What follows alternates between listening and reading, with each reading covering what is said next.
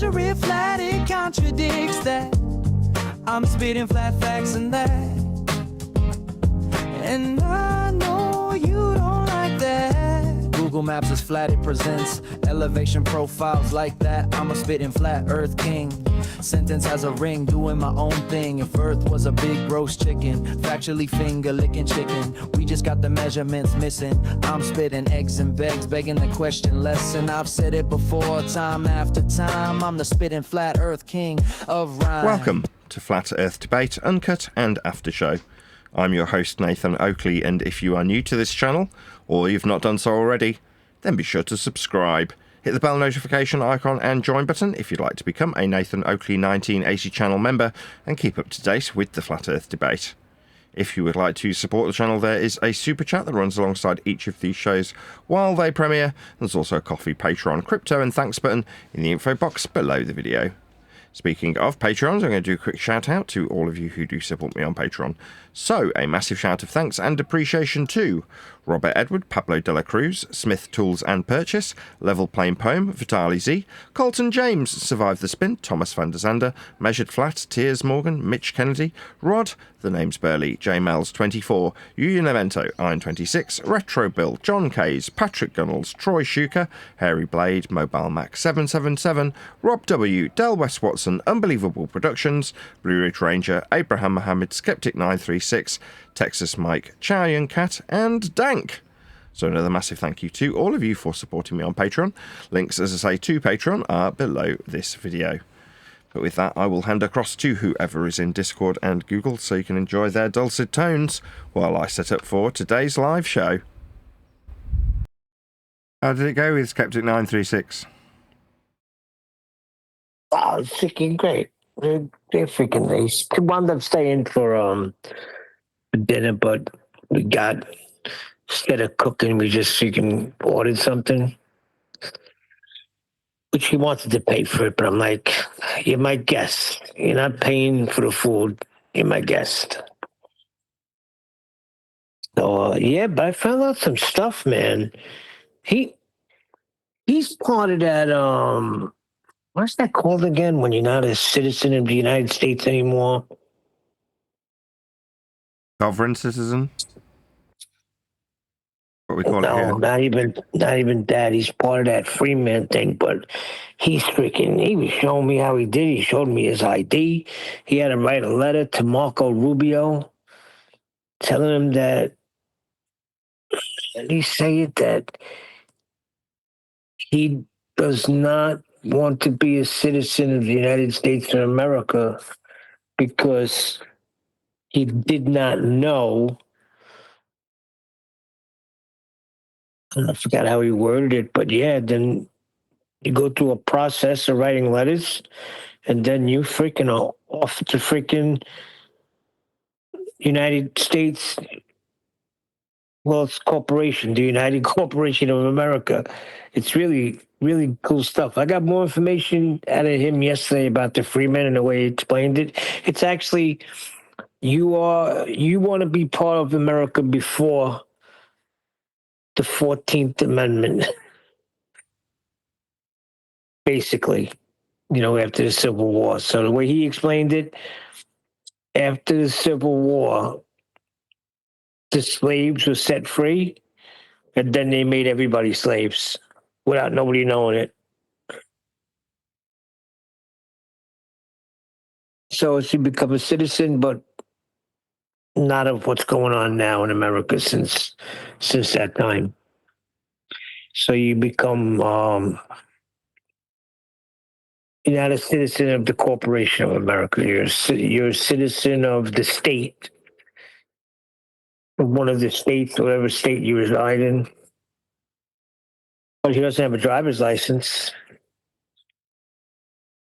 He has the right to travel.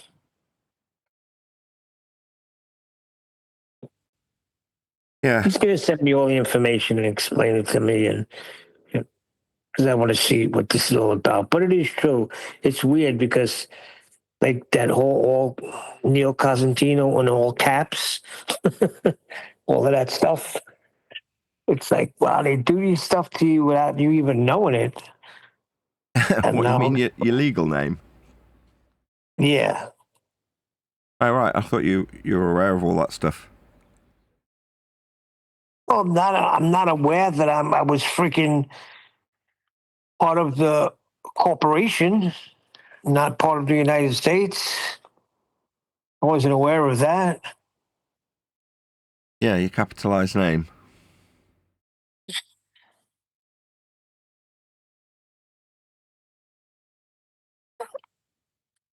And like he was saying, you think you have the right to bear arms. It's only that don't mean anything if you're part of the Corporation of America. You're just a slave citizen.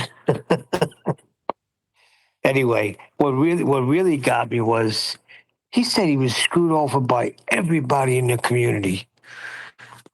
It's like saying that I was the first, like, besides the guy Mikey that he goes and does these star sightings with. He's got all this equipment to look at stars. Really cool stuff. He hooks it up to his tripod, and he's got a thing that connects to your phone to these really cool binoculars he has. And then you could just like adjust the thing up and down and move it. Because if you try to do it by hand, it moves all over the place. But with this tripod system he's got, all you got to do is turn the knob and it moves the phone slightly. And then you could just freaking, you know, stargaze all you want without losing it once you get it in sight. Anyway, he's cool, but he was saying that Jaron Campanella, I kind of feel bad for him now, Nathan. Why? His best friend knocked up his wife. Who's his best friend? No, I didn't get that detail from him. Yeah. So a friend of his slept with his wife. Yes. How do you know this is true? He freaking used to meet up with him all the time. He's only 4 hours away from him. Okay. Doesn't necessarily mean he knows the intimate details of the guy's marriage, though, does it? Necessarily? That's story. That's what's out there in that little freaking group there. Friends banging each other's wives, eh?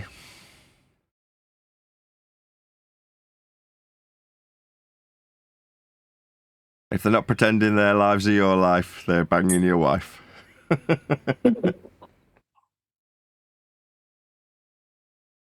Makes sense now, though.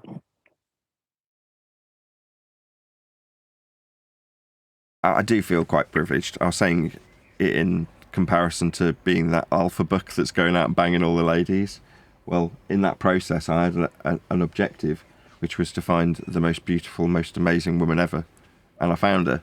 So while she's currently on her knees waving her bum at me, cleaning. Literally. How did you find her if I found her? What do you mean? You said I found the most beautiful woman and made her my wife. So I don't know what you're talking about. My point being that I was on the lookout for somebody to spend the rest of my life with, right? And I knew when I found her, and now I don't have to concern myself about some of the stuff that I can find amusement in, right? So I get it that lots of people watch shows like Manosphere and Taylor the Fiend and Pearl because they've been screwed over, or they're still lonely, or they've never been married, whatever.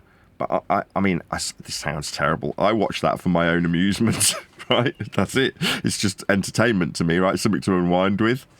Whereas I'm never concerned about asking my wife if she's having an affair. I'm not concerned that she's cheating on me, and I'm in no, what's the word? I'm not in any way inclined to go out and cheat on her. I'm not worried that she's going to get knocked up by my friends. You know what I mean? Now, I have been out with women like that, right? I was engaged to one woman that was like that, but obviously I didn't marry her. But yeah, you've got to you've got to find the right person. Now, I'm privileged because I got to go out and meet lots of them because I did all right on the dating sites. You know, I'd ask somebody to come out or come to me here, and they'd come. So I got to pick and choose, which most men, if not almost all men, don't get. You know what I mean? So I'm lucky. When I was naive, assumed that every man had the same experience as I did, or would have the same experience if they just got themselves on a dating site. Well, 20 years later, or however long it's been, you look at the men who moan about dating sites, and they're like, the women just ignore them. Like, oh, that wasn't my experience. Lucky old me is the reality of that, right? Now, I'm laughing. I'm not laughing at people who are lonely, but by the same token, I didn't waste that opportunity. You know, I didn't just go around shagging everyone and then never stop. You know, I was off looking for a wife, and I found her. You know, and now because of picking well, if you want to put it in that terminology, and I'm sure you can relate, once you found the love of your life, you stop kind of concerning yourself that they're going to cheat on you, steal from you. You do exactly what you say in your vows. You know what I mean? Yeah, you don't have to worry about that nonsense. Right, exactly. So I'm not sitting there thinking, oh no, I hope she doesn't go off and shag my friend. You know what I mean? I wouldn't. Heaven forbid, I just wouldn't have married her. I know she can hear all this. You're right, hun. Mm-hmm. She's probably not even listening to me. She's feeding the kids. Anyway, the point is, as much as I can smirk about it, yeah, I do feel sorry for people like Jaren. On the other hand, having watched a lot of shows like Pearl, like Taylor the Fiend, pick better, right? Take the L, pick better next time. Now, for Jaren, it's probably the third or second woman he's gone through that I know of since him being in this arena. Like, okay, some people just can't pick well, you know. That's well, it seems like he only picked with his eyes because, according to Skep, she's gorgeous. So maybe that's who he was focused on, and you gotta be a little careful with that. She'll be gorgeous, that's fine, but then is she gorgeous on the inside? And obviously Clearly she's not. No, obviously not. But there we go, such is life. Yep. Mark Sargent's a freaking womanizer. Mark Sargent's a womanizer, oh God, is he? that guy, he just runs around chasing married women. I'm like, huh? Is that right? He's like, yeah, I can't even deal with that guy. That guy's like, it's like, all right. Mark Sargent, the player. Yeah. Very amusing. He's like, he says he's a career bachelor, but he's like, fawns all over women, and they're all married. So I'm like, really? You've been around, huh, Skep? That's brilliant. Yeah, he was screwed over by all of them in one way or another. You know? The only place he found solace was here. How skeptic? You said that you opened with that. You said he'd been screwed over by them all. What do you mean? I mean, obviously I can relate. I've been screwed over plenty, but I'm just... Why? What skeptic got that people want to exploit him for? Probably money. Gave money for certain things, I guess. It's always money, isn't it? It's always money. Solace was here. Bloody hell. It's always money, isn't it? It makes me sick. It's so sad. You know, you can't take it with you. The only thing that you've got a limited supply of is time, right? You can. My wife's saying this, her words out of my lips. You can always earn more money, right? But you can't, I don't know, buy your way back into a social group that you had acceptance and were having fun with and enjoying your time with. You know, you can't replace that trashy woman with one that will actually love you dearly if you've already wasted your time on the pretty one that isn't loyal. You know, you've only got your time here, and it's ticking by quick. Right, all of us, including Jaren, are going to be ticking into our 50s soon. In the next 5 or 10 years, you're like, mucking around with trashy women at that sort of age. Should be bringing up kids. I mean, that's just my old-fashioned view on things. But or if you are bringing up kids, bringing them up as a proper family, so that the kids got the best possible chance, possible outlook, most stable upbringing, rather than having, you know, disdain between two parents who are separate from one another. So, I don't know. Life's short and precious, and you should really carefully invest your time. But people always get so hung up on the money. I'm so glad my grandma got it wrong when she told me money's the root of all evil. Because she was wrong, but it made me lean the other way, like not value the money over things. I don't end up falling victim to things like the sunken cost fallacy as a consequence. So I've put this amount of money, I'll just cut those losses and buy. Most people don't expect that behaviour, so it catches them off guard. Are you really poor? Then you need me, don't you? Nah. I'd rather be poor. Piss off. What? No, you do need me. Yeah, you keep telling yourself that. Actually, no. You'd be surprised. Yeah, it's sad. Did you ever see Fargo? Feeding the guy through a wood chipper and the cop's like, and all that for a little bit of money.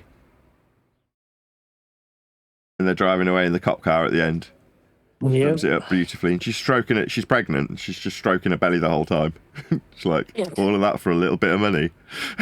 Like, now you're going to rot in some jail cell. Sad though, too, because he had a kid with her. So now you got, now she has another kid with another guy. And it's just sad. So bad. But yeah, you're right. You got to pick better. You can't just, oh, she's gorgeous. And then, now look. Now what has he got? I mean, you do that initially. You base your initial interaction with any opposite sex member or same sex member for the gay community, but you base it on your initial instincts when you see them, right? But that's initially, like the very first thing that you interact with. Do I like the look of this person or not? But you should quickly move past that and onto the more important things, especially if you're going to produce children with that particular individual. That checks the first box, and then you got to go in deeper. Yeah, there's a lot more boxes to tick. But for me, you don't meet any of them unless you're physically attracted to them, right? You don't go out with them at all if you're not finding them attractive in the first instance. Otherwise, if you're not attracted to them, why are you going out with them? That seems to make no sense to me. But then you watch stuff like Taylor the Fiend, and that happens more times than not. People go out people and they're not attracted to them, and then 10 years later, after marrying them, they're like, I was never really attracted to you. Like, why did you even meet them then? What are you doing? But like I say, I can smirk about it. People go ahead, whoever that is. Good. So people have needs. Come on. Okay. But you don't have to marry that, but you can. Don't get me wrong, I get that. There's another extreme, especially with ugly people, where they'll meet other even more ugly people to fulfill their needs, right, without getting too graphic. I get that too. But you don't marry them, produce kids with them, settle down with them, and then divorce them 10 years later, professing to have never liked them anyway. That's bonkers. They obviously come from a place of shortage, and that makes it a different scenario. Shortage? Yeah, if you have needs and your needs aren't being met and somebody meets your needs, then they fulfill a purpose. There you go.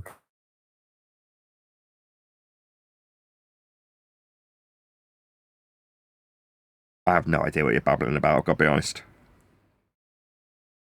So people have needs, and their needs aren't being fulfilled, yeah? So with more graphics, somebody wants sex. No, let's not get any more graphics. I know what you're talking about. But if somebody comes along and starts fulfilling those needs, they then become this new person. Attractiveness isn't always, some people get married because they're a good cook or other reasons. Wow. Well, that's silly then. Like it says, the first one is you get a visual. Beautiful, great. That's just the first box. Now there's many more that need to be checked before you say, I do. Unless, of course, it's arranged for you. If you don't check the other boxes, that fades, right? Yep. Women, men, they get uglier as they get older. So if the only box that gets ticked is are they attractive or do they meet my cookery or sexual needs? I mean, those things are like, don't get me wrong, especially for men, they're high on the list. But the list is typically a lot longer. And if you're at the point where you go, no, I would be happy with this person if they had a horrific car accident and lost all of their limbs, I'd still want to be with them. You know what I mean? That's a tough one. But you know what I'm getting at, though? You've got to get to the point where you go, I would want to spend this time with this person that I've got that's limited, and that's really what it boils down to. Now, if you've said that to yourself, then you've already resigned yourself that you're not going to want someone else to go out and have affairs with. And if you are having affairs, it tends to suggest that the person that you're with isn't satisfying you. And if you haven't ever got to the point with that person where you can tell them, I mean, there's been points in my marriage, and I'm sure my wife would say the same, where both of us have been dissatisfied with the other one, but we're capable of just actually verbalizing that to one another. I am dissatisfied with this about you. You are? Yes, very much so. All right, well, we'll have to work through that then. You know what I mean? And then you work through it. But that's the kind of people that don't do that. I'm dissatisfied with my wife, so I'm going to go and find someone else who fulfills that need. Whoa, whoa, whoa. Why don't you just tell her? Just tell her you're not happy and see if she can sort it out. I'm sure she will. Most of the time, people don't even want to talk to their spouses about things that they're dissatisfied about. Like, why not?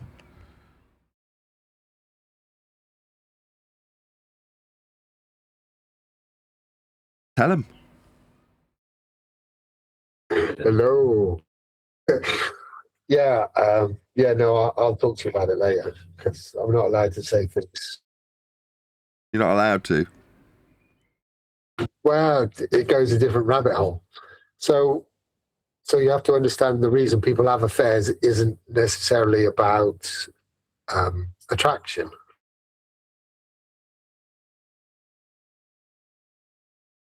Okay.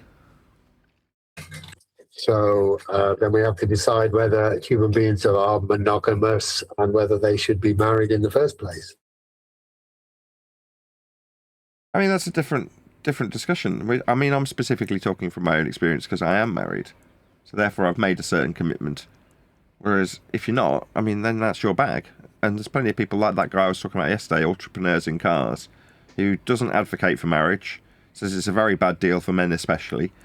And you're like, okay, I can understand that too. You put some very cogent points together for that particular way of thinking. And if somebody was to or be inclined to agree, you're like, fair enough. But me, I'm not that guy. I'm not that way inclined. The commitment means something to me. I am confident my wife feels the same way, having discussed it with her at length many times.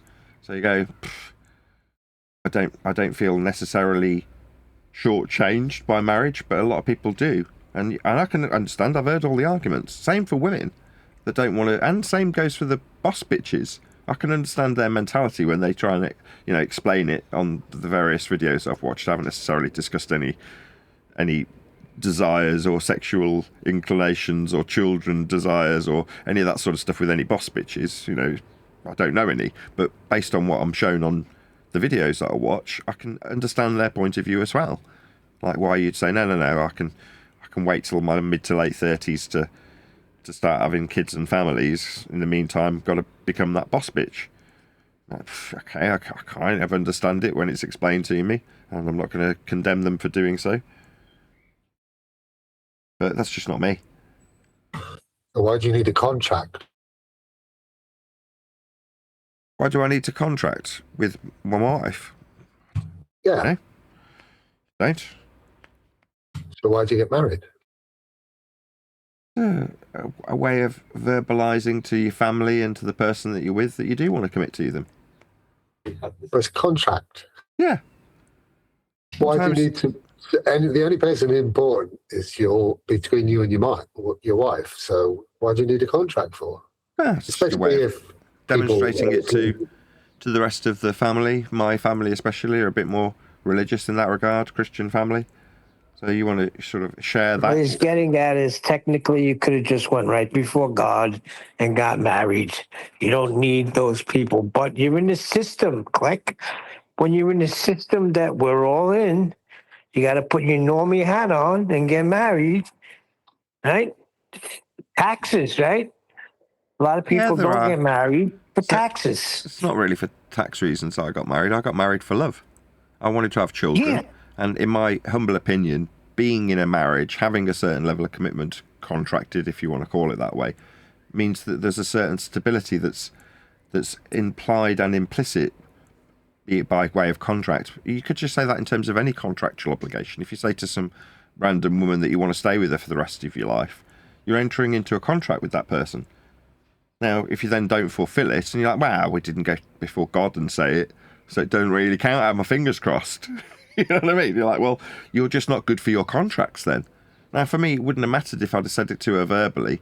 I never made any of those suggestions. You know, I never lied to any of the women prior to my wife and in any way hinted that I wanted to spend the rest of my life with them, because I didn't. So I didn't tell them that.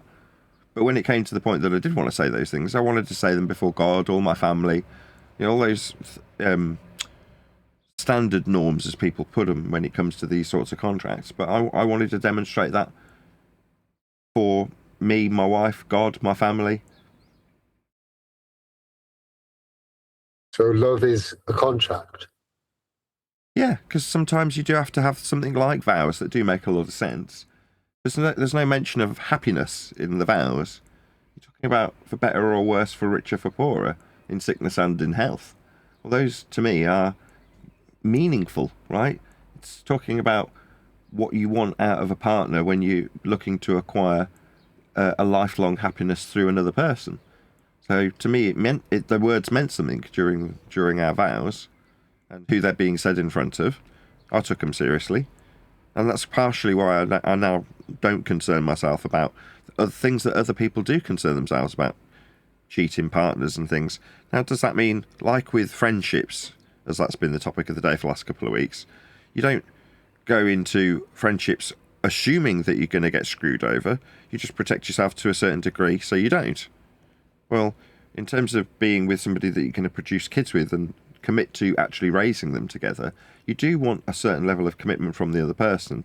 And I think marriage, both contractually, legally and verbally, implies that. So that starts you with a foundation to raise kids with. That doesn't mean that it always works out for people, and that just because they're married means they'll stay together or not cheat on each other. Don't get me wrong, I'm not unrealistic about it. I just know what my own commitment to that meant. And I hope, I'm pretty certain of it, I found a woman who had the same values. And, you know, so far so good. But it means that we're not trying to cast aspersions on your motive. I'm not trying to do that. But, I mean, women get married because somebody's got money. I get that. Started the conversation off with love and attraction. But there are many other motives for people to get married, because they want a kid, because they want children. Doesn't mean they have to be attractive or even in love with that person. So my point being is, you know, if you have a contract, that's fine. I'm not saying you shouldn't have that contract, but it's nothing to do with the physical attraction or love or any of those other things. No, but for me it did. To be in a position to be offering those words before God, I had to have had all those things prior.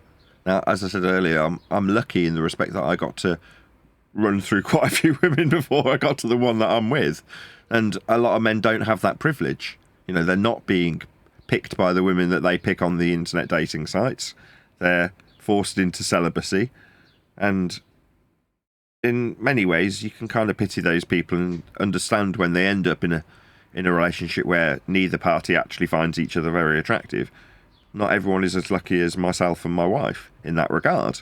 So I get it. You know, in an ideal world, you want to be in deep love and know that you can, you know, desire spending the rest of your life with that person based on who they are, not just what they look like or what they have to offer financially. You know, but most people don't end up as privileged as I. So I feel very grateful that I am in that position. I'm lucky. And when I hear people having been cheated on or seeing the collapse of their marriages, I do feel sorry for them. You know, and it's easy for me to say, you should have picked better. You're like, some people aren't in a position to pick better. I'm very lucky. So physically, though, men and women are designed to cheat? Maybe, says you. Well, yeah, I have some evidence.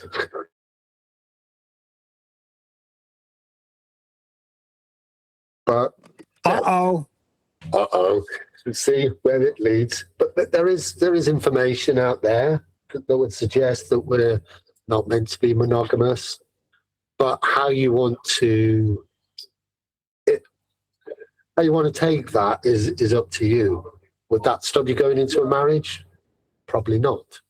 But doesn't mean the reasons for why what you class as cheating, the only thing about cheating is when you don't tell somebody. That's when it becomes like you're not being honest. That's the cheat. Actually, sleeping with another person doesn't necessarily mean cheating, but I know how we put it in that. Totally No. disagree. When you enter into a contract, you honest my ass. You sleep with somebody else, you're cheating on the one you swore vows under God to.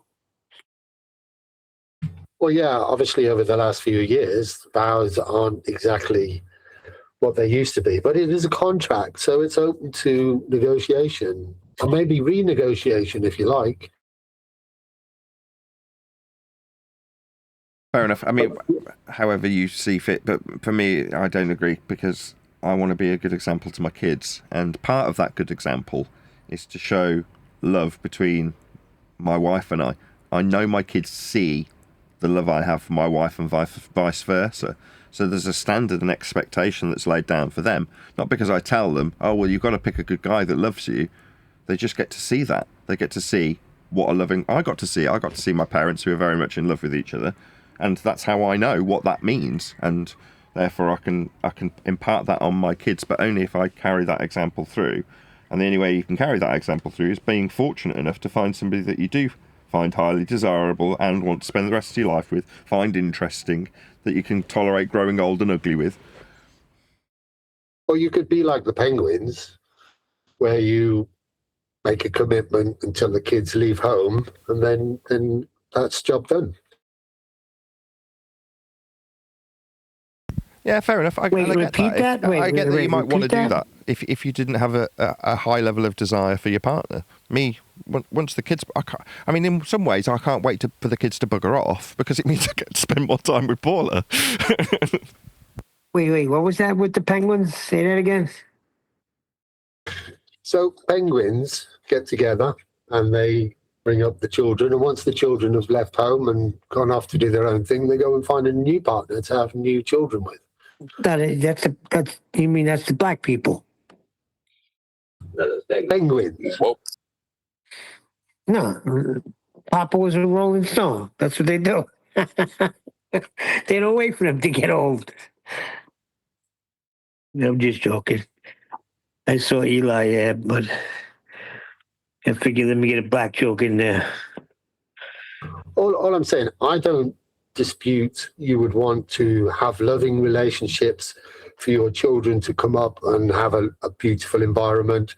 And if you still fancy your wife after 50 years, I ain't got a problem with that. Stay with her for 50 years, 100 years till you're both dead. No problems. Not saying that's what you shouldn't do. Do you need a contract? That's up to you again. Personally, I don't see the point. But biologically, is that the correct way to be?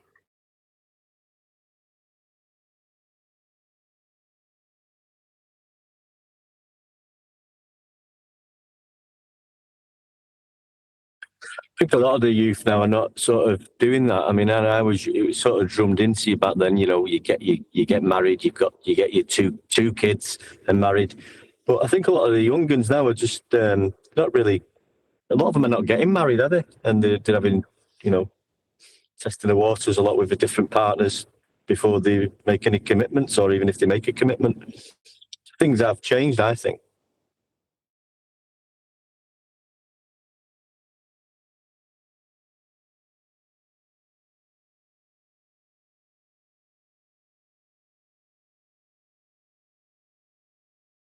One deck. Is the Earth rotating, Neil? Oh my goodness, me and One Deck were in 24/7, and what are you doing there, guys? Come on. Now it was pretty good, but they were trying to hold the guy to his claim. And you explained it, One Deck. What was AI trying to say?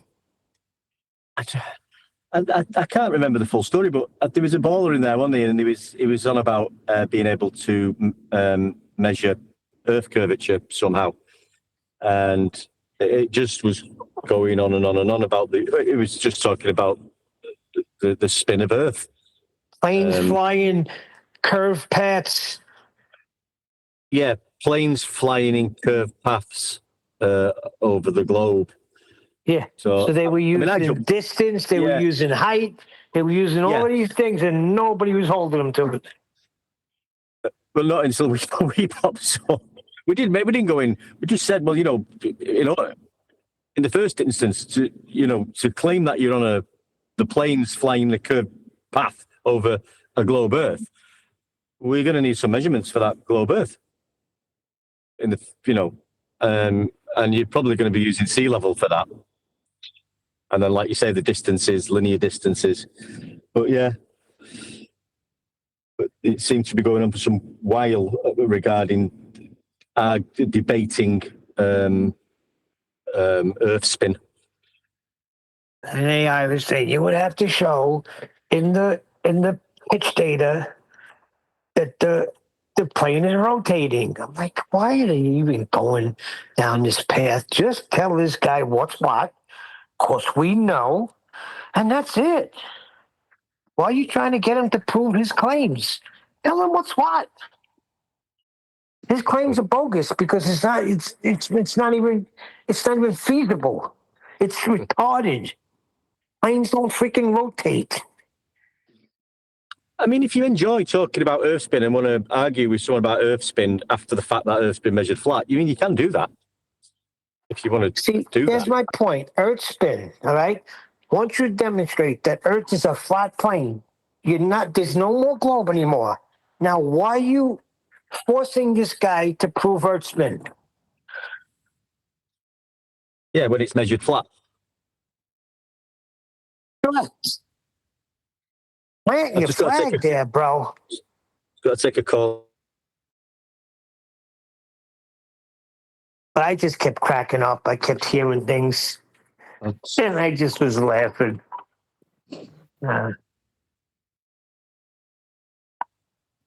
If you throw a baseball, you'll see the baseball arcs, you dumb flat earther.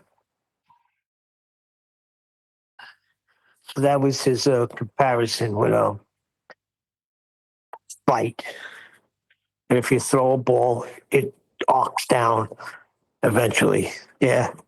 Because it's heavier than the air, the medium of air. So yes, it drops down, loses velocity, and falls to the ground. Nope, it's Earth curve. Because we're spinning. Yeah, that was the laughable stuff. I was also now in the YouTube chat with a guy named Devon J. But yeah, it's just laughable. They just let them go on and on with red herring fallacies. After, they start spitting out anything towards measurement. Oh, there's a flat Earth. There's a flat Earth. Oh, there's another flat Earth. And I'm just listening it in the YouTube chat, and it's just hilarious, taking you off into neutrinos and all sort of Narnia nonsense. It's just like, just stick to the measurement. You can still have a discussion if you want to go into, this measurement and that measurement. But yeah, you just cut them off. But, that's the thing. It's like you guys looking to still want to argue with them and go at it like an anti-glober. Well, one deck made his usual statement that everything is measured from a 0-degree baseline at sea level. So some guy comes in and goes, that's affirmative consequent. So now they're trying to get him to demonstrate how it is affirmative consequent. I'm like, this has nothing to do with logic. Why are you letting him do this? Yeah, that's the thing too, and we still get it here in the YouTube chat as well. Yeah, now that's one of their little desperate grasping for straws. Yeah, bit too. They want to call measuring the Earth and affirming the consequent. No, you don't put it through a modus tollens if and then statement. It has nothing to do with logic. Yeah, What? Square mile, therefore square mile? Are you serious? That's what I said too. As they were trying to, well, show us how, show us how. I'm like, guys, this has nothing to do with logic. One deck made a statement of fact. Now you can go to any map, you could go out and demonstrate it yourself. This is not something that's debatable. It's a measurement.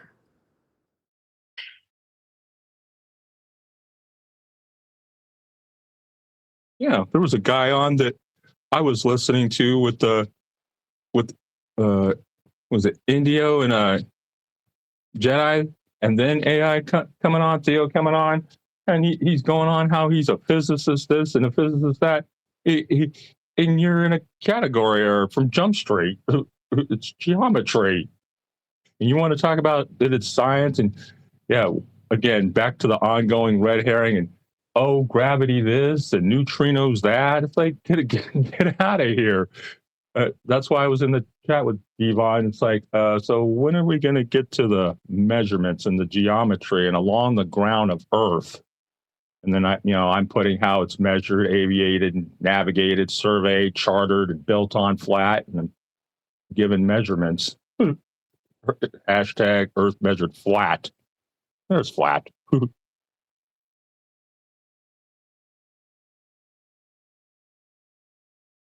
People want to go over there.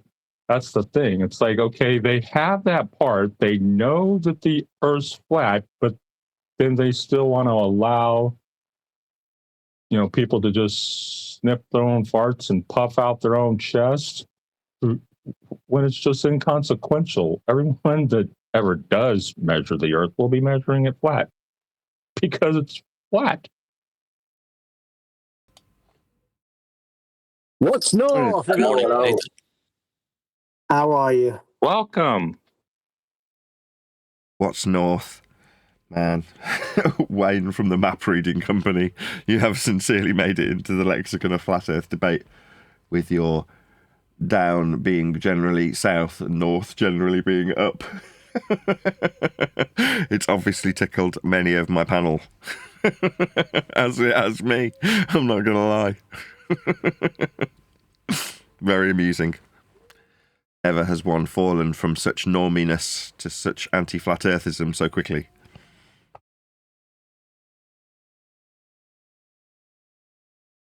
Curry night tonight. Maybe out talking to normies about flat earth, as that is the general gist of what happens on a Friday night. If it's not just myself and Craig out for a curry, that is. I'll regale you with any normie stories or interactions on Monday. But yeah, another week. And a nice, easy week for me. Another week without the book. It'll be here when it's here, Neil. Don't you worry. Just back to Wayne though, I just stumbled across a little clip of him by accident, just flicking through YouTube, and I didn't watch it all. He had a compass in his hand, so I thought, that'd be interesting. And his first few words out of his mouth was, and he was demonstrating it, holding it palm out, parallel to surface level, and explaining that you can use this for distance and directions horizontally. So he's changed his tune from last time I spoke to him.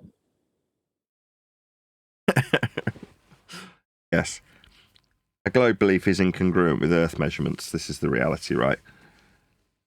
The newest of rhetorics for us. I mean, it's so obvious. We've just whistled past all flat Earth prerequisites for about 12 years of covering this subject.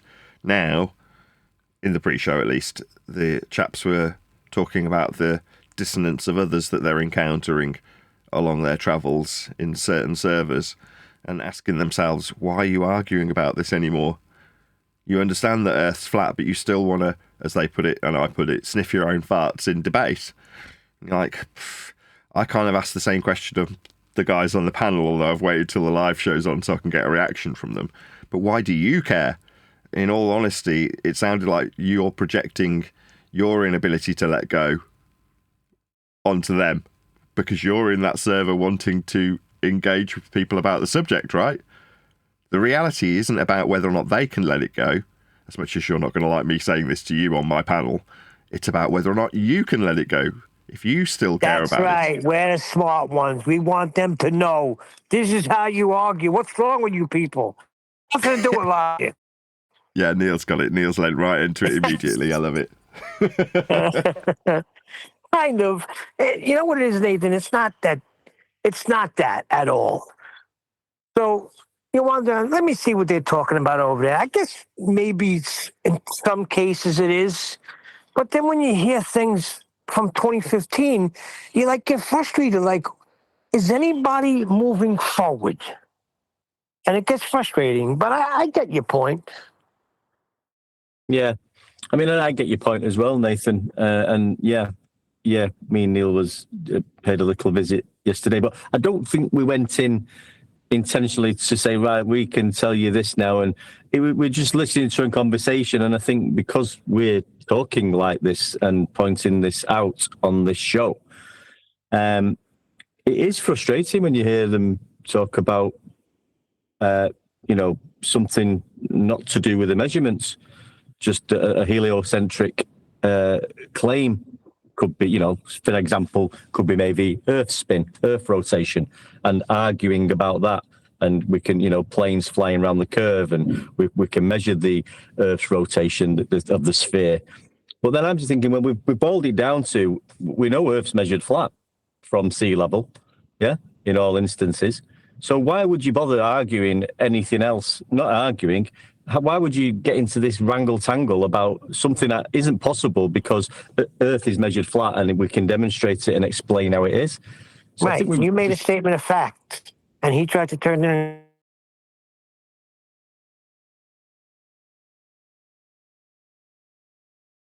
One more time, Neil. He broke up. He tried to what? Turn it into what? Maybe you can regale us with the story one day because you were there.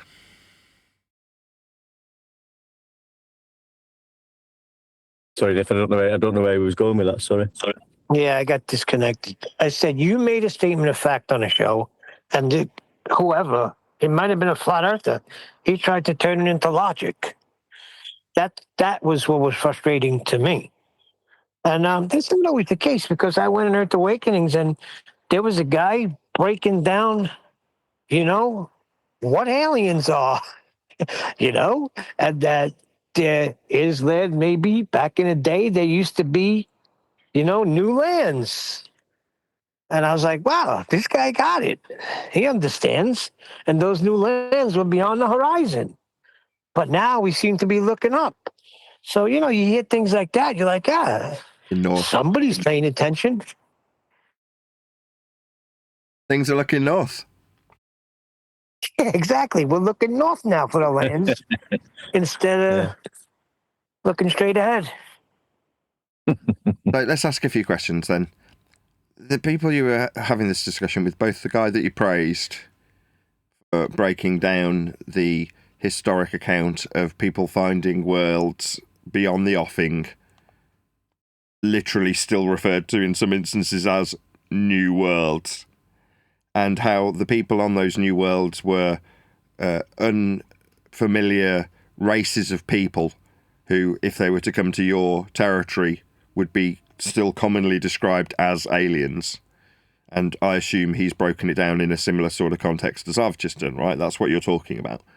So you've praised this guy, and you've also condemned a guy who's talking about Earth turn and geometric horizons and so on and so forth. Now, my question is, in both instances, how much consequence did they have in regards to Earth and its measurements? Absolutely none. So you're arguing with people who are inconsequential with respect to the subject matter itself and concerned about whether or not they've got the right argumentation, correct? I don't think we was arguing. We were just making statements of fact. They were arguing. I was just wondering why they were arguing. There's no argument, Nathan. You do know that. I do know that, and I run a daily show about it still, because I find this subject fascinating, because there's a one world religion still in place. Therefore, the evergreen nature of flat Earth is always going to have an appeal for me. Therefore, as long as it intrigues me, I'll continue to make a show about it. But by the same token, and this isn't, as I explained after yesterday's show had concluded, it isn't called for me to suggest that you stop talking about it or stop going in or stop debating about it when I say the complete opposite. When I say there is no debate, there is no discussing it, it is inconsequential whether or not we understand or accept these things. Doesn't mean I don't want to talk about them either, so from that perspective you could call me hypocritical. But we are inconsequential when it comes to Earth and its measurements. How it is being dealt with in any practical capacity is flat by anybody who deals with it. So from that point of view... what it is... Go ahead, sorry. Sorry, Nathan. No, sorry, go on. Sorry, I'll let you finish, sorry. No, I was finished. I think... I interrupted and I forgot what I was going to say, sorry. It was... bloody hell. What's that going on about? I'll come in. I'll save you. Hey, Nathan, listen. We've been lied to on a massive scale. The world needs to be woken up. We are going to save the world. No, you're not. No, One I've of the got people... it now. Okay, let's just rephrase my question. How much of a threat to Earth and its flat measurements were the people who you were dealing with?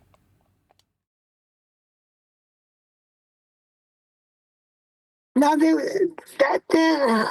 how do I answer this? No threat at all. But it's what in their mind. That's where the battlefield is, in your mind. If we could free their mind, Nathan, to understand that we do not live on this spinning water ball, that we've been lied to since from cradle to grave, we're told that we're living on this spinning ball, soil in the sky, which, by the way, Skeptic has some really nice freaking pictures of stars. I mean, Venus looks nothing like a freaking sphere. So, yeah, we've been lied to on a massive scale. The thing is, as well, we talk about the book. There's no book out there like the Nathan's book's going to be. Where this part of the pond level where we're at now, where it's measured flat, nobody can alter that. That's the way it's always been done. So when you actually find that out, and you deep down in your heart you know it, like I do, and we all do in here, yeah. That's like it's a new turning point. So. It is, yes. You might find now Nathan might have shedded all his skin of the debate and argument. I might still have a little bit of skin left on that I need to get off my chest. So people are, so I might find myself going in these rooms and not bragging and sniffing my own farts in a big way, but just putting out there this new found way of just saying the Earth's measured flat. There's no argument, no debate. You don't have to talk about spinning balls. You don't have to argue about gravity. We've got sea level. It's the 0 degree baseline for all elevation profiles on Earth. That's the way it's always been. And once you realise that, you can just let things go. So, yeah. It's a hard task because we haven't quite found our footing in terms of being an evangelist for not caring, because those two things seem completely incongruent. To turn around and say, with your fist stamping on the desk, you should not care. Well, you seem like you care quite a lot. You're here banging the desk. Hold on a second. Just like people, all right, you know how they come in and they skip right past all the flat earth prerequisites? So we are just there pointing them out. You're going to skip by them. I'm going to point them out. You flat earth are going to skip by it as this ball is taking you to earth spin. You're going to skip. We're going to be there to point it out. Nothing wrong with that. If it's okay to skip by it, then it's okay for me to point it out. Yeah, but maybe they're not seeing it. It is okay for them to skip by it unless they have some form of consequence with respect to Earth's measurements, because we, in a controlled opposition format, are laying it out for the public to see the futility of the non-debate. So they can see fart-sniffing dweebs versus stoner hippies and conspiratards, and they can see that being played out separate to the geography. But the fact that it's separate to the geography, that is to say the religious belief of the 20th and 21st centuries, at least in our experience, has been something that hasn't had any bearing, no pun intended, on the actual navigation, measurement, charting, surveying opening up the world to new lands, all of those things were done flat, regardless of the after-the-fact detachment with anti-globe and globe going on in some separate corner, like it's unrelated to the measurements. Now, here we are, still within that little corner of globe/anti-globe, saying the measurements of the sphericity that you believe in require Earth to be measured flat, making me have no need to point that out, because the fact that it's measured flat means that we can have this discussion and it not be consequential to actual measurements of Earth or dealing with Earth, navigating Earth, charting Earth, mapping it, surveying it, building on it, sailing across it, flying over it. All of those things just function flat anyway, regardless of if we're even having the debate. So again, like I say, it's a difficult one where we're going to have to find this common ground where we can find a purpose in telling people that it really is inconsequential whether or not you want to believe it's a ball or believe it's flat if you don't know it's just measured that way, because it's just measured that way, and any practical application of Earth in any instance will require it to be so. You know, and all you can really do if you face that cognitive dissonance is somehow justify to yourself how, I don't know, generally north is up because of my magnetic field lines, and you hope that nobody turns around and points out that you're affirming the consequent, that you're utilising fallacious reasoning.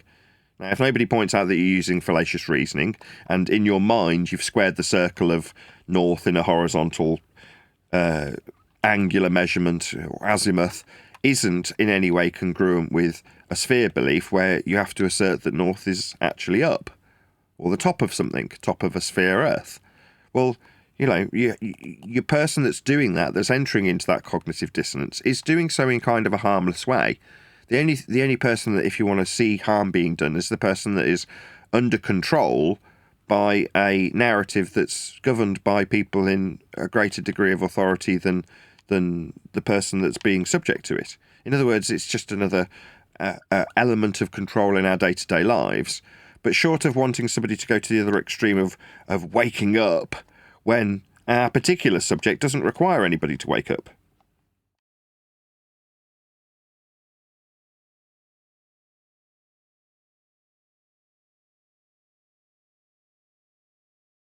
Know what I mean?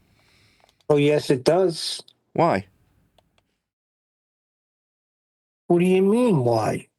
Why does flat Earth require anybody to wake up when it will be measured flat regardless of if somebody believes they're on a ball? And even if they do That believe they're on doesn't a ball, matter. there's ways and means for them to carry on believing they're on a ball, even though it's incongruent with the measurements. No, Nathan. We have a job to do here. We have to wake up the world. We have to change the world, Nathan. How much does it pay? Don't you worry about how much it pays. Our day will come. Thing is, though, on the other side, Nathan, though, you brought your book out. You want people to read that book. Now, what we're saying and what me and Neil was saying last night is exactly what you've probably written about. So it's not going to change anybody's. That's not going to alter the way the Earth's measured either. You know what I'm saying? Not putting your book down or anything. I'm just saying, but you've put that information and into the latest narrative of how the housekeeping questions are now redundant and it's pointless, fighting and arguing because there was no argument. But you're still letting people know in that story that, the flat Earth prerequisites that are used continuously, people describing how Earth is measured without even realising that they're describing elevation angles from sea level. So it's in the book. So I mean, you want people to read that book, don't you? Absolutely, yeah. But I say this without sounding mercenary because it's always been the objective. The purpose of the book was always to generate a revenue stream. Yes, it's based on my experience, but ultimately speaking, the book's only purpose for me was to keep money coming in because YouTube wasn't paying the bills. In other words, doing what I'm doing now isn't necessarily covering my mortgage, right? So I needed to generate an extra income. Now, don't get me wrong, it means that there's another means of somebody who purchases the book finding that information out. It's just offering another way of digesting the information or bracing against it. I mean, obviously there's people who will be motivated to buy it just to tell next man that it's a load of rubbish, right? But either way, as long as it's keeping my mortgage paid, that's my purpose as being a YouTuber. Now, I love the subject. Go ahead. Okay, so you wrote a book to have another stream of revenue, and the only way to have that stream of revenue is if people in the world buy it, right? Yeah. So we get it out there that Earth is measured flat. We're not living on a spinning water ball. The more people eyes are opened up to that, the more they're going to want to buy the book and understand what's going on. Yeah, we're just promoting the book, Nathan. Exactly. Of course. It's nothing to do with us patting ourselves on the back and saying, hey, be like us. I mean, it would be smart to be like us because we ended the argument. Not we, but the reality that Earth is measured flat just ends all the nonsense, all the shouting, all the screaming, all the name calling, all the drinking bleach, all the jumping off a building. It ends everything. So why not share that and hope that people grasp onto it? Yes, for a small fee that will go into my bank account. Exactly. Yeah. Right. No, I totally agree. I mean, it's just, like I say, it's hard to put a finger on what the rhetoric will eventually turn into, because currently it's not important, we're not important, it's measured flat anyway, so it doesn't really make any difference. If you want to believe you're on a ball, I can take you through the inconsistencies with the rhetoric that will take you away from the flat earth measurements, and the chances are you probably won't be grateful to me for it. Quite the contrary. Like I say, it's difficult when you've been in this arena for a certain amount of time, when you've been arguing and so-called debating, and now, and I feel like all of us in this room, and I'm being honest when I say this, I was sort of getting to this. Even this is sort of Nathan's highlighting this constantly, and Nathan might be totally more than I, because Nathan's not going in them rooms and doing that. I am a little bit still, and messaging Wayne and other people. So I'm still doing a little bit of that. But it is for one, it's difficult sometimes when you've done it for so many years to stop doing it. But what I'm trying to say is, I haven't said to myself, I need to stop doing this now because, for example, Nathan's talking about, or the panel are talking about it. I think for me and all of us, it's been a natural progression. I've said it before, when we did the 30 words, I was like, wow, I need this now to end it. And so that was the start of things for me in the way where it was coming to a finalised, then you don't mention these words. I'm sort of, it was the start of something for me there, realising that, well, it's flat, it's measured flat, and that's that. So, yeah, it was a natural journey, I think, for us all. And like Nathan said, where it's going to progress to, and how we're going to deal with it going forward, I think we'll just naturally fall into place. Yeah, well, hopefully with time we'll figure it out. But for now, it does kind of feel a little bit like we don't exactly know how to form our own rhetoric. Huh? Well, it's saying you shouldn't care, it's inconsequential. That is our rhetoric. That's not hard to form. I mean, if I was talking to a globe believer and or even an anti-flat earther, I am going to point these things out. If as soon as they start talking about, I don't know, Earth spin and sea level being curved, What? I'm going to start with the measurement. I'll bring them back to sea level, and I can talk about celestial navigation, elevation angles, sea level, all mapping profiles. That the measurements. I will do that. To point out there, if I'm in that conversation, but I don't think. Yeah, we popped it in the show last night, but I'm not going out with a dagger and a spear trying to think, right, I'm going to tell you about this sea level. You need exactly.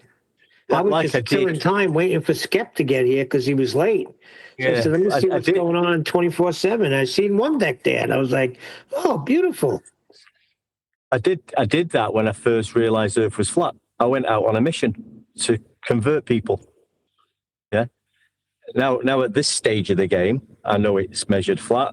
Nothing it always has been. Nothing can alter that. It's not going to alter anybody's personality in any way once you say this to them.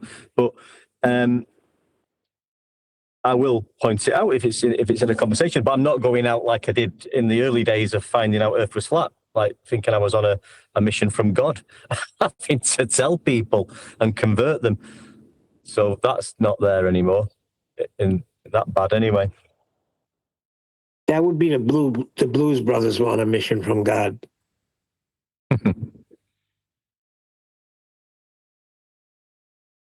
Well, you can laugh about it, and you don't know until it's obvious, but we may well be on a mission from God. Your book may be a mission from God, Nathan. Your book may open up the eyes of a lot of people that what we're living on. How would you feel if you design something and then everybody is exalting it as something else, as created flat, but now it's a ball, and the whole world believes it?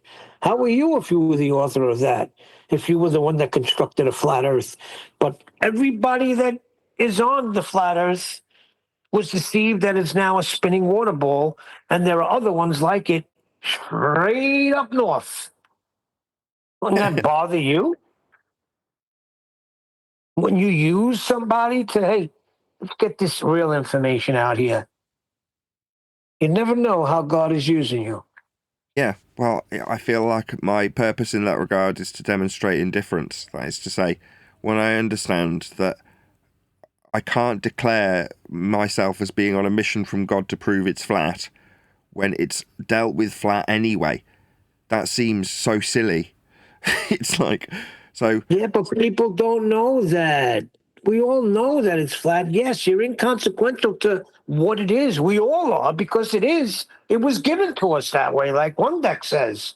But people don't know it. Yeah, They and if think what was given to us was a globe. well, given to the people who are inconsequential to the fact.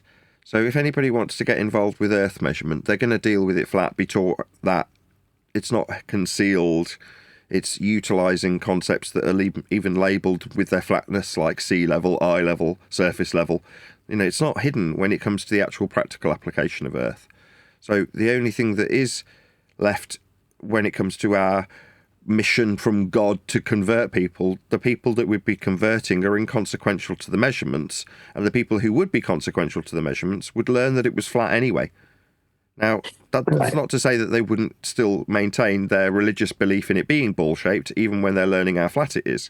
I can attest to that from people within my own family. My sister, when learning how to navigate with celestial navigation to go out on a boat with her husband, several boats, were taught how to measure Earth flat, and she understood implicitly how flat Earth is measured. Didn't mean that she wasn't in a religion of ball faith at the same time. People can hold that cognitive dissonance. It's engineered that you can separate geography from what is perceived to be science. And it's not science, is it? No, not at all. It's a measurement, geometry, like you say. But Nathan, here's the thing. Atheism goes hand in hand with the spinning globe, right? That goes hand in hand. Even though there are people that are Bible-believing people that think they're on a spinning water ball because, they learned it in school. That's all there is to it. There's no proof of it, right? So, it is important to everyday people, because most people that think we're the third planet from the sun in some sort of solar system backs up atheism. Suppose sorry, Neil, but what we're sort of getting at is there's no need whatsoever for, I'll use me as an example, to go into other servers or other rooms or knock on people's doors and just start explaining sea level and it's not a globe. But this room's, if somebody walks into this room and starts asking questions about this geography, then we will sort of lay down what we know. Yeah, am I correct with that? Do you think? Yeah, as we it stands, follow the service too. Yeah, that's where we're at. It seems silly, but yeah, that's where we're at. Yeah. Yeah, I still think I never bought the hiding God nonsense. I didn't. That's ridiculous. But what it does do is it dupes people into thinking that we're just freaking, a speck of dust in a vast universe that can't even be freaking measured.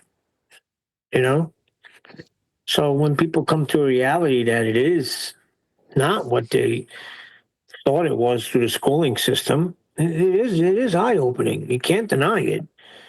Polarizing argument. I mean, when we first came into it, it was hot and heavy when it first started hitting the internet. It was all over the place. You can't get away from it, and it's like that for all new people that come in. Like we think it's wow, it was great then. It's the same for new people coming in. They come across this topic and they're blown away.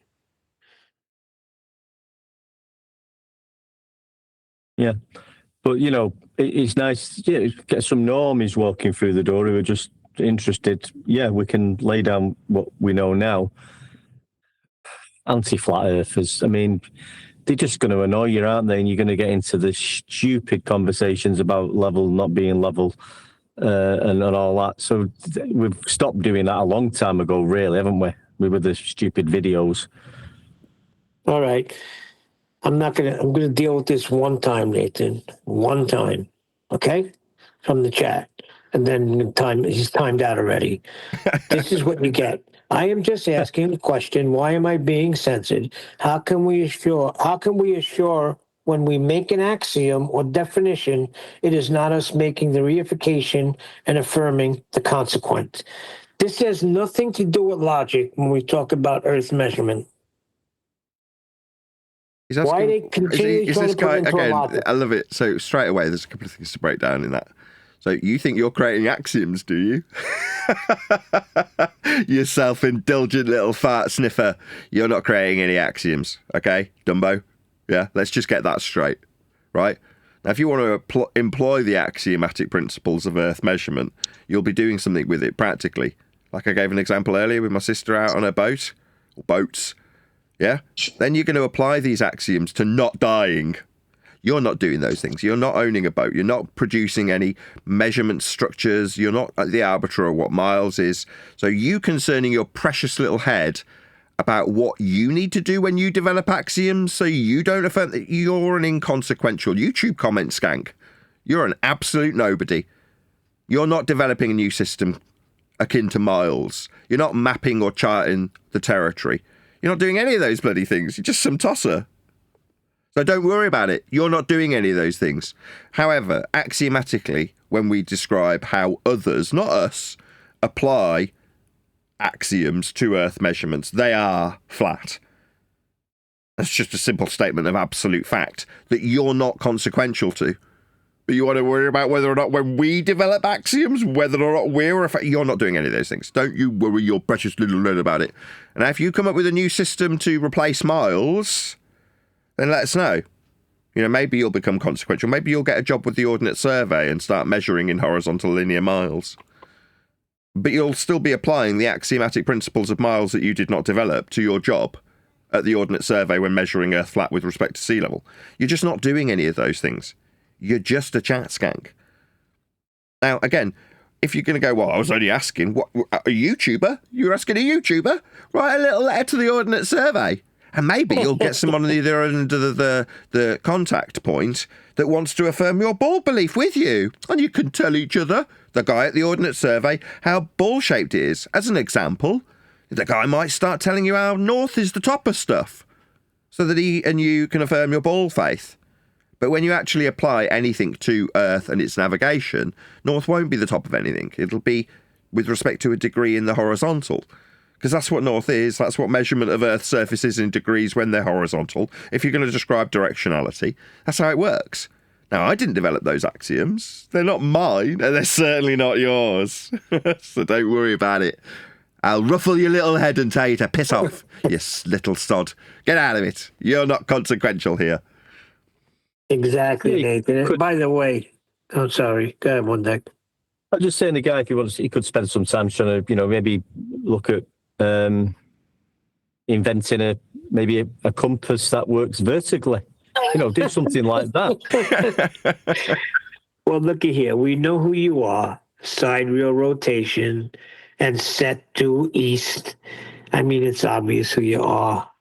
It's so obvious to a duck, and we know who you are. So I don't we're not know who he is or entertaining care. this. Sorry, just to clear that, Neil might say that. I don't care. I don't know who you are and I don't care. I do know you're utterly inconsequential, but that's only because I know that's the case for everybody here, including myself, right? I'm not going to pretend or feign that I have some consequence when it comes to directionality. When I accurately describe the degree in the horizontal that north is, as an example, you can either accept that and its axiomatic principles of horizontality for the degree measurement in the horizontal, or reject it. But it doesn't matter. It still exists, right? We still describe directionality with degrees in the horizontal. Like, you don't like it or lump it. But if you're going to go out and navigate with it, you will apply it flat, whether you want to or not. Or you die. Or you get lost real quick. That's just it.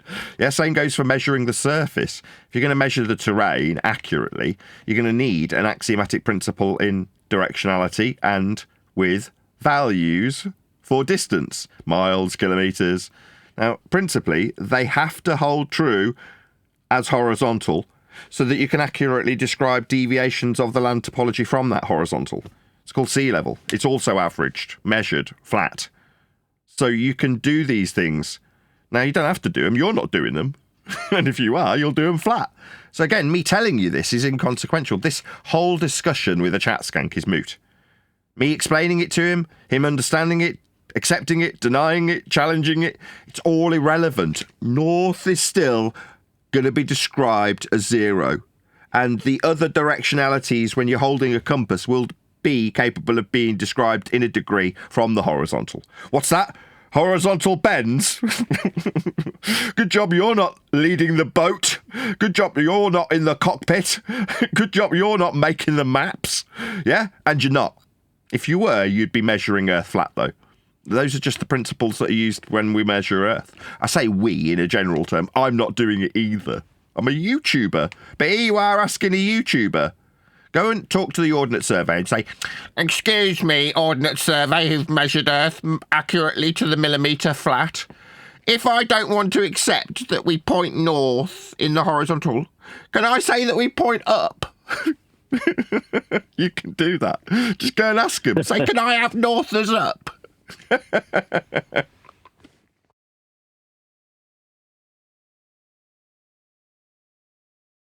It's funny. I laugh. It's funny because when I say we know who you are, like it's so obvious because then my message think he's popping up with certain people's icons. I mean, he's pathetic. I mean, come on.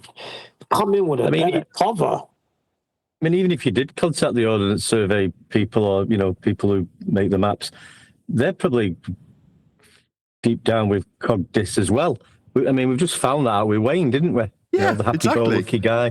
Hopefully, you find somebody on the other end of the phone at the Ordnance Survey who'll say, yeah, of course, I think North's up too. Yeah? You're a ball believer? I believe in the ball too. Let's believe together.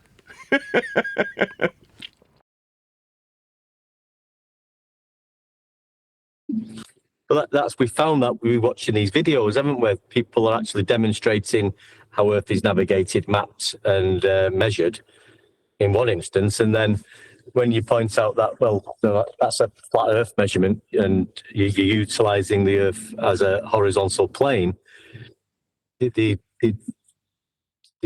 fall into this pit, and Cogdis triggers, and they turn into like an anti-flat earther pretty quick. It's amazing. Yeah. So wow. Of course, you're going to go out. You've got to be ready. If you're going to go out and measure Earth, you're going to go out and measure it flat. If you're going to go out and navigate Earth, you're going to navigate it flat. If you're going to survey Earth, you're going to survey it flat. If you're going to fly over it, you're going to fly over it flat. So all of those things that have a sort of life and death consequence attached to them deal with Earth as a flat plane, and always have. Now, further to that, you can take those measurements of a flat Earth and apply them to a convention called sphericity and heliocentrism. That is to say, for you to hold a belief in a ball, you've got to understand how flat Earth must be measured in the first instance to achieve the ball by extrapolation. Now, once you understand those things, it becomes completely laughable. Because when you see people who pretend to be flat earthers, normally anti-globers, arguing with people who say, "Oi, stupid flat earther, Earth's a sphere. Don't you know about my field lines that go into the top of the ball?" When they do that, you go, both of you numpties fail to appreciate that the ball that you're arguing about it being or not being was built on flat Earth prerequisite measurements also. So to have a ball, you've got to ignore the creation of the ball by way of flat Earth measurements also. So axiomatically, you can deny these principles. That's normies that have no consequence on Earth or its measurement or its travel or its mapping or its surveying or its building. Those people can deny it, but it means they also deny their ball because they can't build their ball. It's like, what you don't want miles to be horizontal. Okay, so when you describe radial values for balls in miles, you don't accept those. Oh, you accept that those can be straight linear. I see. That's interesting. Stupid idiots. You know what I mean? It's ludicrous. Just slightly different. It always used to get me years ago when, the people who are telling you that, it's measured locally flat. Yeah. So they're telling you that it's measured flat. The globe's too big to see any curvature.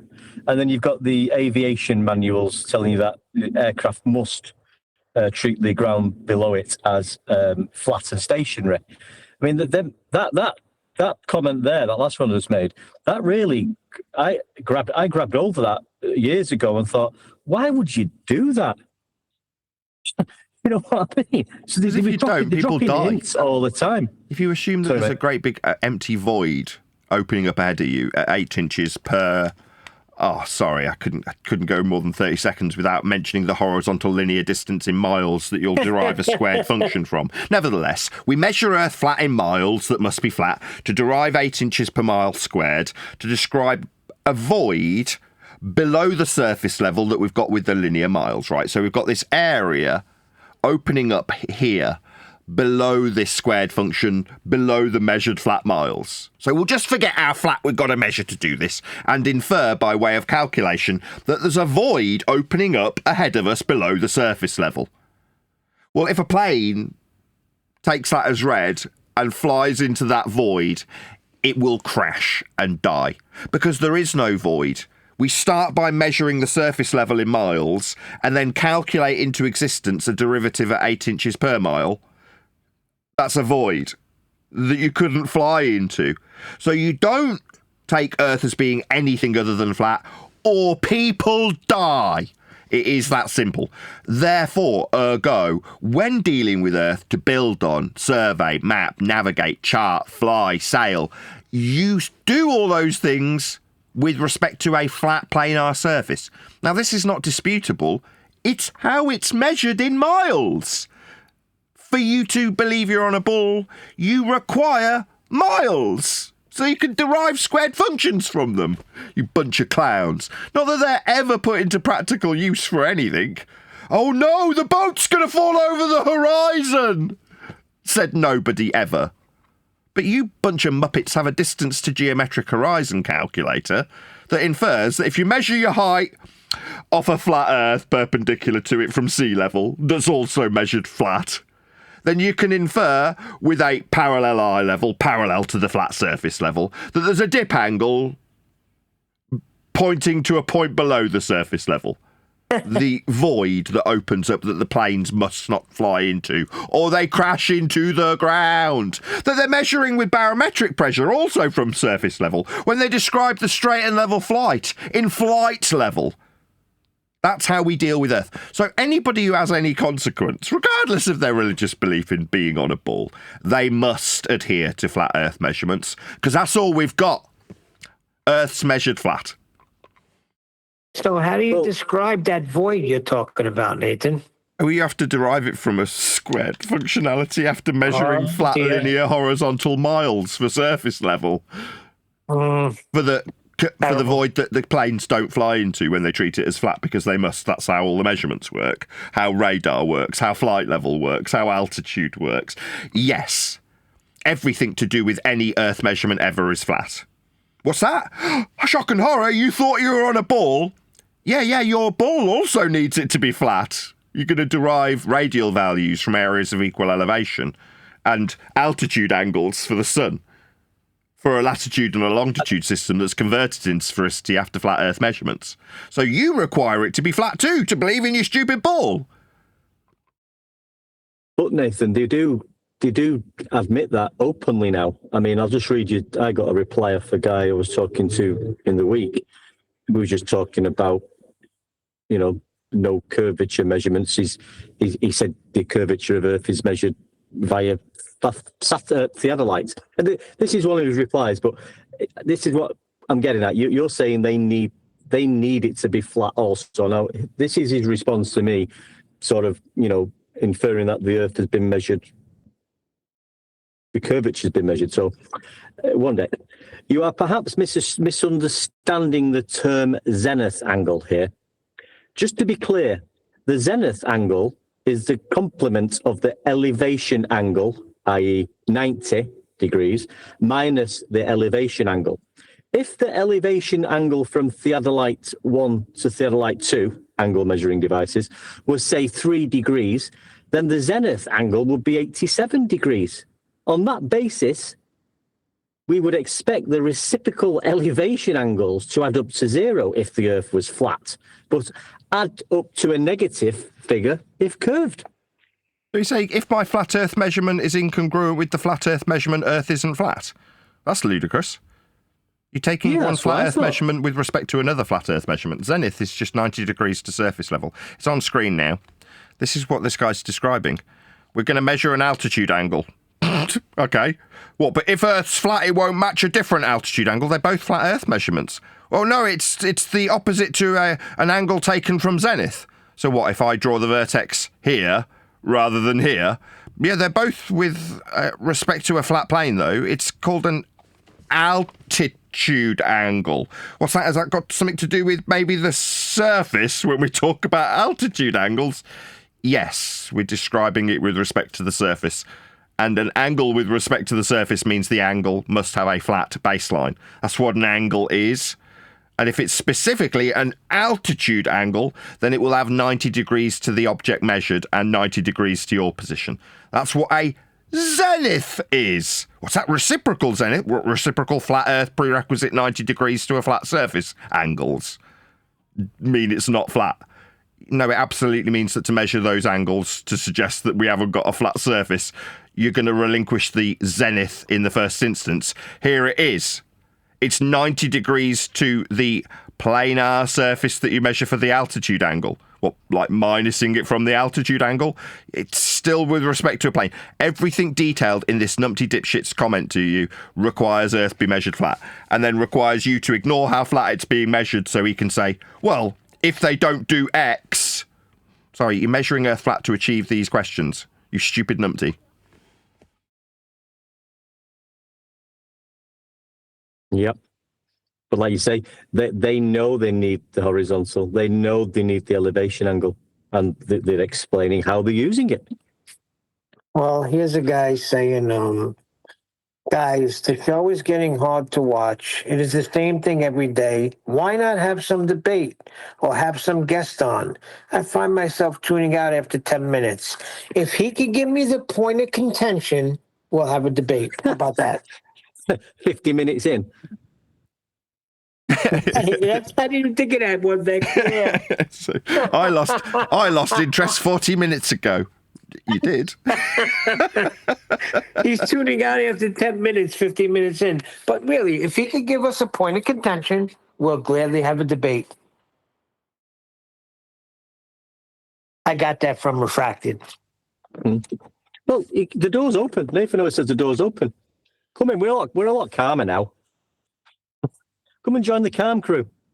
The calm, friendly, Earth is measured flat crew. Have a chat with us. Don't bite. Most of the time. I've got to be honest, I'm actually not that pleasant with these people. Now that we've recognised the error of our ways and had to step into an area of humility, say, how did we not recognise this? I don't suddenly feel like the people who come and say, well, what I am blind to, you need to be educated in, having recognised the futility of the discussion. Now I'm going to look down my nose at people and go, well, okay, you're too stupid to get it. They could turn around and go, took you 10 years. And I go, yeah, you're right. Yeah, I'm stupid too. Just less stupid than you. Not We've 10 recognised- years, 7 years. Yeah, it is boring. It's a slow drip when you come to understanding and recognising this information. I'm not going to deny it. It's a very slow process of cognition. 12 years to get to the point where we absolutely, without question, recognise the futility of any discussion that's implied. There isn't one. It was a false narrative, a controlled opposition, a way of making people who are conspiratorial argue about whether or not Earth's spherical, so that the geographers, map makers, charters, surveyors, builders, navigators, pilots can all deal with Earth as a flat plane, because that is how it's dealt with. Separate to a discussion that's perceived in flat Earth terms to be about whether or not Earth's got any sphericity. Where's the curve? What do you mean, where's the curve? It's calculated into existence in maths only by way of flat Earth measurements of surface level. You've got to have flat linear mile measurements of Earth's surface to suggest that there's a deviation from those flat measured miles at a rate of 8 inches per the flat measured miles. Now, once I understood implicitly that there's a flat measurement of Earth in all instances, making the discussion moot, I then have to recognise through humility how stupid I was for this entire time. There was no debate. Now, when you come and say, you should have people debating, that just tells me immediately how stupid that person is. Now, am I going to be kind to that person? No, not at all. Nobody's been kind to me over the last 12 years. I mean, they have. I've got an absolutely outstanding community. But I mean, the people who pretend to oppose us, because that's all it was for 12 years. A perception that there's an opposition to be had, while those perceived to be opponents justify absolutely outrageous behaviour towards us. So I have no mercy. None. It's been knocked out of me. You're off mute, Neil. Sorry. Why should we have mercy? We're talking about these things daily, according to the person that's critiquing. Oh, well, do you have any debate? Well, do you understand it's measured flat? If you did, you'd understand there isn't a debate. There's no reason in having any discussions about it. But here you are asking us to make it more exciting. What do you want me to do? Do you want me to ignore how miles are flat and then have somebody tell me how that there's a derivable curvature from miles that are flat that I've got to ignore to have the discussion? I can't do that. Now, if you want to call that boring, piss off. Don't let the door hit you on the back. Dweeb. What I will do as you walk out, though, is point out how stupid you are, because you perceive there to be some discussion or debate to have. Well, we're pointing out daily, according to you in a very boring way, how there is no debate. You're just too stupid to comprehend it. So get lost. Go and watch Simon Dan. Go and involve yourself with the other idiots, the numpties that are out there that are in abundance, and you can go and interact with them. Sorry, Nathan. I don't know who this person is. I don't know who he is. I was just saying, if you want to come on and chat, come on and chat. If you want to come on and you think there's a debate and you've got a point to prove, or you think you've got a measurement of a globe, let us hear it and we'll set you straight within probably 30 seconds of you opening your mouth. Yeah, I've got a totally different attitude. I don't desire it. While I invite people to join the show, there's an open doorway. There always will be, because there's a one world religion worldview that's still in place of heliocentrism, and we can correct those people. But when somebody suggests, as a poisoning the well fallacy, that the show's become boring, I immediately have my backup with this person and do want to chastise them. All right, boring. So you understand the futility of the discussion. There is no debate. No, you're suggesting we have a debate, and that's the reason it's boring. This person's disingenuous. They absolutely deserve my disdain. They deserve to be absolutely chastised by me live. But these people fear me. They want to tell me how my show's boring. You fear me. Why? Because you know deep down that were you to join the show, you'd end up getting chastised for your stupidity. You'd end up having your own claim to be globe suggestions in debate, end quote you, be torn a shred with their use of flat earth prerequisites. That's what you understand. That's why you're going to tell me that the show's boring. No, it's not. Now, we're having a wild time. We're all discussing how we can move forward in our rhetoric. Slow process though it may be. How can we explain the futility of the circumstances we find ourselves in? How can we explain that it is inconsequential whether or not you, the person asking me to improve my fun factor in debate terms, whether or not you understand how flat Earth's being measured anyway? How can we do that? How can we explain that rhetoric to a wider audience?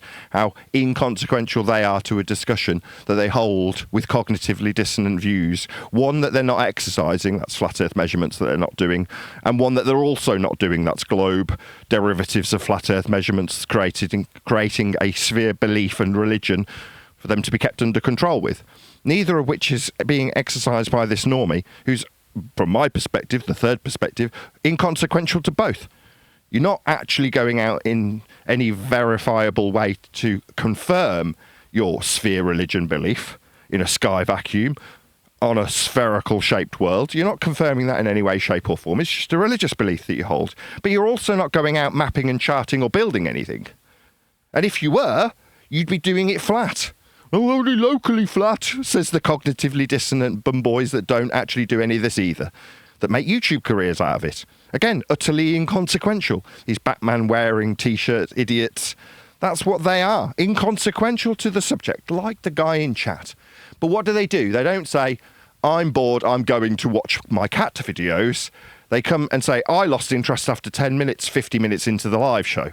All right, so we already know you're a liar. Yeah, I'd tear a strip off this person because they've already painted a picture of what type of person they are when they call my show boring. Right? Well, yeah, we've been doing it for 12 years. It's still paying the mortgage. Just. Boy, I find it boring. After 10 minutes, I want to tune out almost at the end of the show. Good pickup one deck. I didn't even recognize that. Yeah, you're still here. Well, then, no problem. Then you can leave. Or smash the super chat and support what you're obviously engaged with. You've spent 50 minutes here, yeah? And you're engaging with us, asking us to do stuff. What am I here? Well, to feed my kids. On Patreon. That's exactly. Exactly. Join me on Patreon. You value what we do and want to improve it with your words if you're to be taken to be genuine. You're not. I already know that. But if we're to take that, just offer me support. I'm here to support my family, not to educate you in that which you find boring. All right? You're still here telling us about it, though, so you obviously have some value when you lie about having lost interest after 10 minutes. You're still here 50 minutes later. I'm only doing this to support my family. That's why I'm here. That's why I'm writing books. That's why I'm producing material. I've had to resort to flogging microphones just to keep the bills paid, but ultimately making videos about microphones still falls into that category. I'm doing it to make a living. You're here for what? To affirm your bias in a ball that you think there's a debate about, telling us how boring it is. What? To understand implicitly that there's two sides of a discussion that both require flat earth prerequisites and both sides of the discussion ignore them. You understand that, do you? Well, then get on with your day. You obviously already know it's flat. No, you're telling us there needs to be debate. Scumbag. I already know this person's a scumbag, don't I? So you would have a strip tour off him. There's very few people who come across our path that aren't just scumbags. YouTube doesn't offer us to normies. They offer us to fart-sniffing, Batman T-shirt wearing wankers. That's who we get offered up to. People like you in the chat, that's what you are. I already know you're a fart-sniffing, Batman T-shirt wearing wanker. Well, his name is, his icon and his stage name, shall we say, is Stars Be Flat. Now, what does that tell you? That he's interested in telescopes and other boring shit? He's stargazing and probably a conspiratard, But if we were talking about how, 9/11 was an inside job, he'd wring his hands together and call his friends to listen.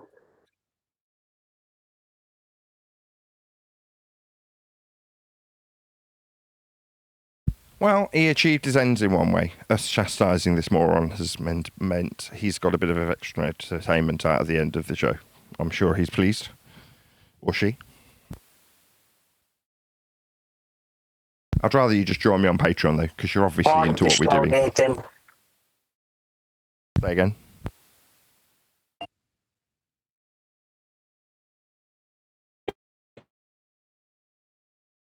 Say again, Neil.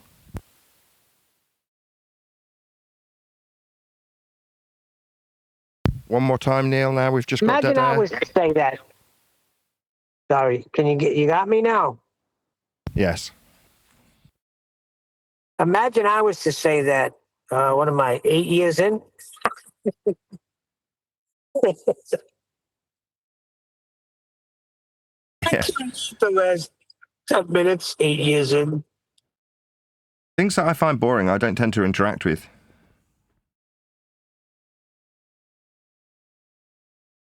Well, Nathan, what they want, you know what they want, Nathan. They want the lion ripping the head off of these people. That's what they want.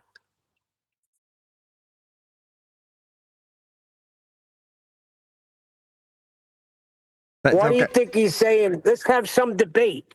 They want you swearing, cursing, and ripping somebody apart. Sure, it will happen. It will be the case that as I'm out on tour promoting my book, that there'll be people who are introduced to the discussion just cause offence to me personally and the flat earth community as it's perceived to be bracing against bull faith. There'll be some anti-flat earther who's put in my presence. That will inevitably occur. So you'll see that the lion will then be let out of the cage and everyone will be delighted. I say everyone, a small minority of people who just want to see people fight. Like, is it not enough to know that Earth's measured flat by everybody who's got any consequence when it comes to measuring Earth? And, oh, that means you're not consequential to the discussion. The discussion itself is inconsequential to the Earth measurements, therefore you become redundant. But you want to see debate continue. Because if there's a debate to be had, some of the people on the so-called flat earth side can perceive some importance to their own existence. Oh, well, I'm here to wake up the masses to the earth. No, you don't need to. Should they go out and have to train in celestial navigation to go out on a boat, they'll learn exactly how flat it is and how to measure it as such. If they're out surveying the earth to produce maps, then they'll be measuring it with respect to sea level, and they'll be measuring the topographical changes to the millimetre accuracy with respect to a common baseline called sea level. Mean sea level is a measurement also of an average of a flat planar topology when referencing the sea. It's called level and it's averaged so that we can have this master reference to measure Earth with. So what are you doing? Are you doing any of those? You're not. Oh, right, but you're going to wake up the world to flat Earth. You don't need to. It's all right. We're good, thanks. You're not needed. You're redundant. I like the master reference terminology. I think that's great. Really good term for the sea level. Nice one. And then also, if you're out, I'd hope to think when you're out promoting the book that even if there's some, you don't need to. Sorry, mate. You don't need to be a lion now, really, or argue, especially when promoting the book. If some dweebs, You're missing what he's saying. Tell him, Yeah, then we Nathan. got another one. Hold on. Okay, now. Nathan, explain what you mean when some of them might see the lion, because there'll be somebody during the interview, correct? Yeah, that's going to happen. I'll be out and about, and it'll be like, would you like to have me on to talk about my new book? Yes, I would. Oh, I'd love that. We can talk about it and promote it, and I'll become an affiliate. Wonderful. What day? Thursday. Brilliant. See you then. Thursday rolls around. How are you doing? It's good to talk to you again. Yes, it is good to talk to you, Nathan. Thank you for being here. And also, may I introduce Anti-Flat Earth Cunt that you didn't know was going to be here. You get it one deck. yeah, that's a setup, isn't it? Yeah. Yeah, and that's going to happen. Eventually, it will happen. I know what Nathan's talking about. I mean, I Yeah. try and avoid that. When I was out when this was initially us fart sniffing and telling ourselves we were going to change the world, there was a certain amount of media hype around that. And there was a certain amount of contacts that I was fed to go out and become bits, right? Bits for various different news outlets. And for the most part, I turned almost all of them down because when you're building up a bit of rapport with these people, because you want to go out and self-promote as a YouTuber in my instance, then you want to know that they're going to be at least somewhat sympathetic to your plight. You know, at least listen, rather than mock and ridicule you. Well, when I was interacting with various different newspapers, TV outlets, YouTube channels, I would say, well, what's your motivation? What are you trying to achieve in this? And if they were combative in the back and forth before meeting them, I'm like, why would I want to meet you? You're a prick. You're not interacting with me in a way that I have found pleasant. And generally speaking, in any point in my life, I want to interact with people who are pleasant. So when I did Vice, which I did twice, one made it to air, one didn't, right? In both instances, the people who I interacted with were really amiable people. It was really good fun, both times, yeah? Now, they even paid my expenses to get down and do the interview, and then to do I can't remember what year it was, but it was like a year in review where there was a whole bunch of people who'd done bits for Vice that year that were all put in the room together to argue.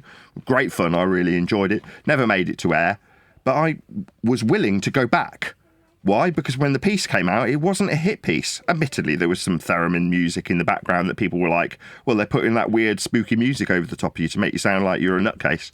I'm like, if that's the worst they're going to do to keep you engaged as an anti-flat earther and hear what I've got to say, having read out questions to me and me answer them, then I can't really ask anything. They've not edited it in a way to make me look stupid. They've not asked questions that are intentionally designed to make me to be gotchas. They weren't doing that. They just were intrigued with what I did. I answered their questions in accordance to their suggestion that they'd be asking questions of that type, and that was it. It was a pleasant experience. Other experiences that were fed to me eventually made it to other flat earthers at the time, and I'd read them and go, glad I turned that down. Now, that's because I tend to vet people. So I'll be putting out press releases, and when I get replies, I'll still go through the process of vetting those individuals to see if they're actually genuinely intent on assisting me and therefore producing good material for them with me alongside them. Now, if they're just there to mock, ridicule, then obviously I'm just going to say, no, I'd rather not. No thanks. It's already happened. A couple of people have got in touch with me proactively. Oh, I hear you've got a book coming out. Would you like to promote it? And they go, oh, who are you? And within, I don't know, a couple of emails, I'm going, you seem like a complete prick. Now, you can have me on, but you'll have to pay me. Oh, suddenly the conversation ends real quick when I'm like, yeah, of course I'll come on to your show where you clearly want to mock me. But you'll be paying me to do that. Then they don't want to anymore. I'm not interested then. Okay, good. That was a quick way of getting rid of you. But if I'm not going to enjoy time in those people's presence, I'm not going to do it. I'll do it for money. Still an overall motivation to keep the bills paid and keep my kids fed. So if they're willing to pay, then they just want me to engage with some prick about anti-flat earth rhetoric that they're going to pour disdain on to me and tell the world that I'm stupid in front of an audience. And I'll still do that for money. Yeah, of course, because at least you're getting paid. Yeah. You're not just wasting your time. Another thing, bring to me one point of contention concerning flat earth debate, and we'll have a debate, mister who's yelling from the freaking chat. Hello, your show's called Flat Earth Debate. What the That's F? why I was going. There's nothing to debate. Are they paying attention?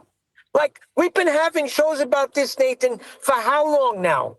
Saying that there is no debate. The debate is ended once we come across measurement. And you're screaming that it's called Flat Earth Debate? You must just be a passerby, or you're not keeping up with the Flat Earth Debate. That's for sure. Because if you were, you would realize there is no debate. Beautiful. It's called a self-defeating prophecy. So, I want to argue with you. How dare you call it a debate? Yeah, you're here telling us that you need to have discussions and debates with us about it. Now, the fact that the debate is null and void based on the measurements of Earth doesn't alter the fact that people like you still come to the comment section and suggest that there should be a debate about it. Because presumably you've now got the same cognitive dissonance that we're verbalising. You understand because we're telling you daily and you're finding it boring how flat Earth must be measured, but you still want there to be a debate. Yeah. That's like the majority of the Western world and world at large. They want to believe that there's sphericity because they're told that there's sphericity, and a good chunk of them want to affirm their bias, or not invest at all, just have it be figured out for them on their behalf without them having to worry about it. But you're not that guy. You're a guy who wants there to be a debate. So until the entire heliocentric worldview is no more, then I can still keep the namesake, because there'll always be people like you affirming and justifying my show's title. That doesn't alter the outcome of the so-called debate. There isn't one. Earth's measured flat. To be the perception of a debate, we will, you and I, you being a ball believer, me being a so-called flat Earth believer, will both measure Earth flat. There's only a debate if one or both of those parties ignores how flat Earth must be measured for both sides' position to exist, nullifying the entire process. Doesn't mean that everyone's aware that it's null and void. Doesn't mean that people who actually measure Earth flat won't still hold on to their sphere belief. That will still be the case, justifying my show title. But thank you for validating it. Epic. Right. And people are still thinking, like we've been saying yesterday, right? One deck in another server, and they were arguing. There was arguments going back and forth. They were taking a measurement and trying to put it into a freaking a logical statement. It's like it has nothing to do with logic. It's a measurement. There is no argument. When you have an argument, you're going back and forth, wasting time. No progress is being made. So we come in and say Earth is measured flat, because it is. We've got mean sea level, not a point, right?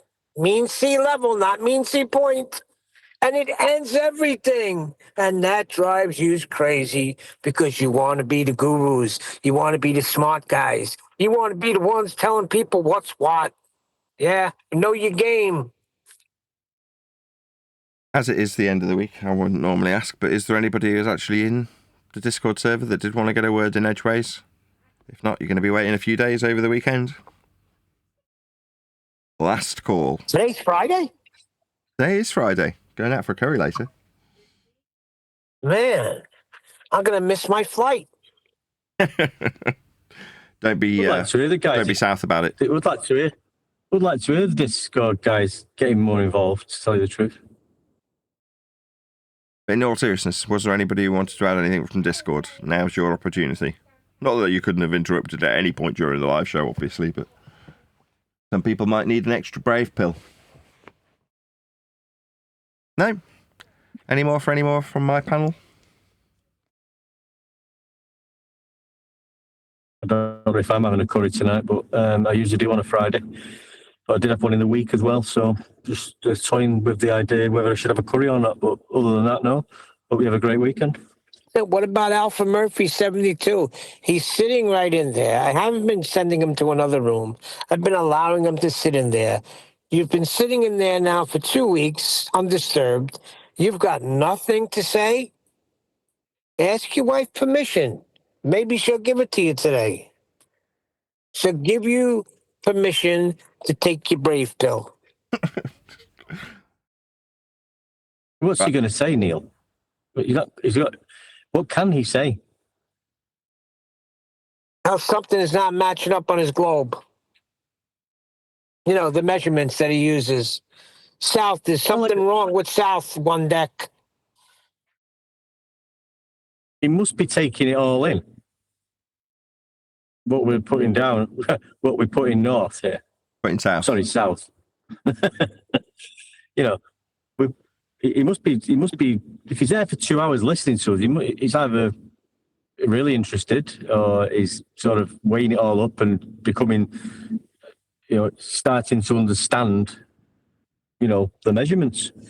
I guess what one deck's asking the Discord server is, are you picking north what we're putting south? Yeah. That's good. Clearly not. With that, I'll say if you are watching this on either Nathan Oakley 1980 or Nathan Oakley Premiering streams, then stay tuned as there will be an after show to follow. Measured that way. Yep.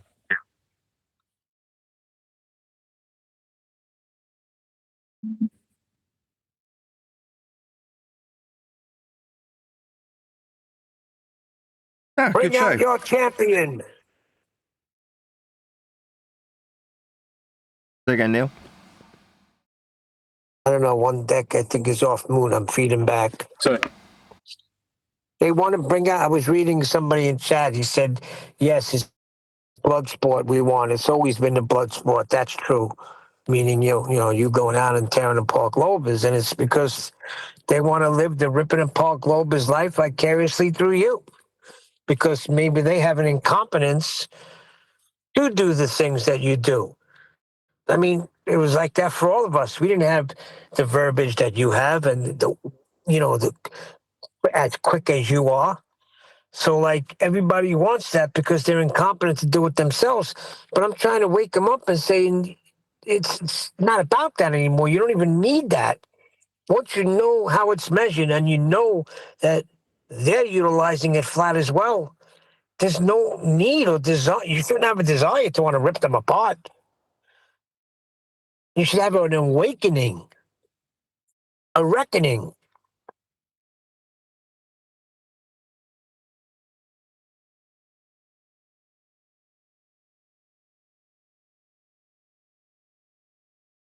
Yeah, well, hopefully we do develop our rhetoric, because at the moment it does seem kind of inconsistent to say you shouldn't care, it's inconsequential.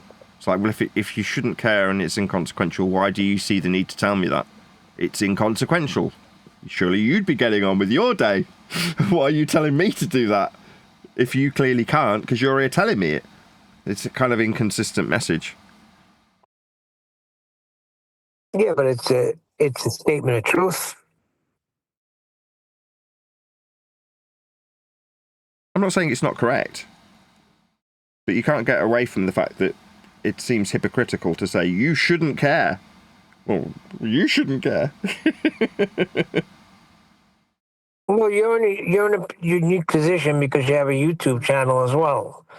So, and it's a topic that we talk about. What's the problem?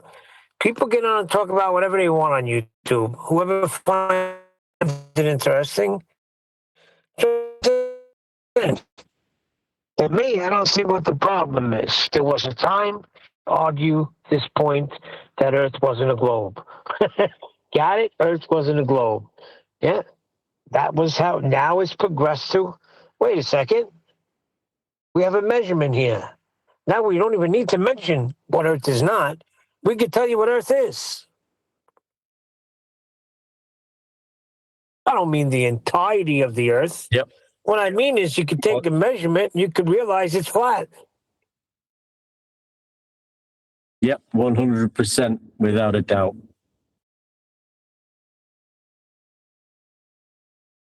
Is that called mean sea point or mean sea level?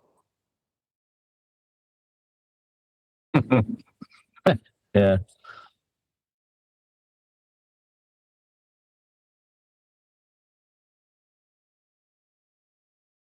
Yeah, now you're just giving it to them straight. Exactly. And they could be south about it all they want. But I'll tell them, keep your chin north and everything will be fine.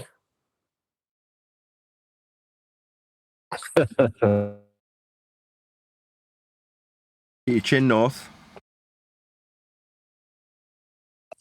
Chin north and everything else will be fine. If you're feeling a little bit south about the whole thing, no more debate, no more ripping globes apart.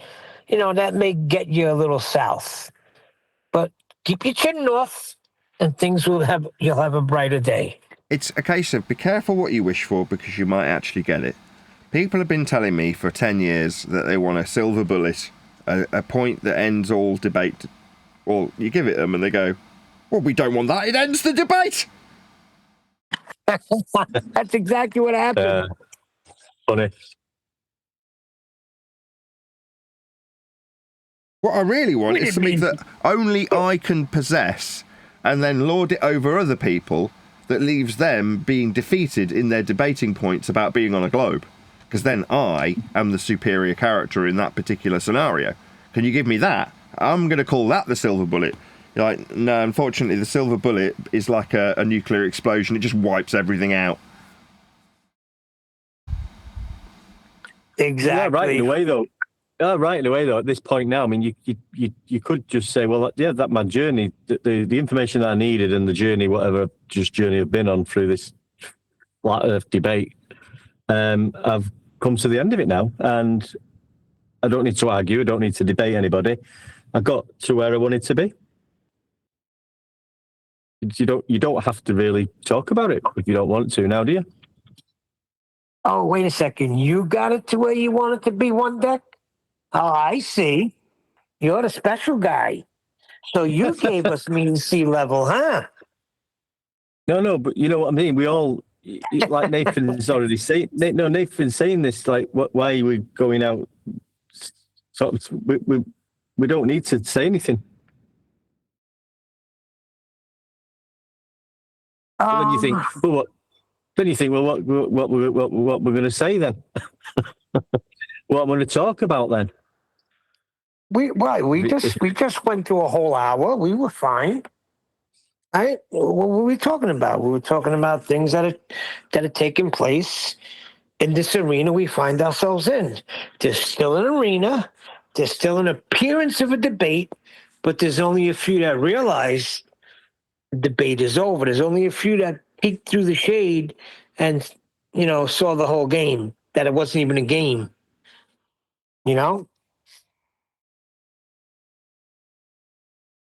I guess it can get boring if we're the only one saying, look at the dancing bear. Look, it's right over there. You don't see the freaking thing. It's right there. Can't you just argue about how many times they bounce the ball, Neil? It is called bouncy ball debate after all.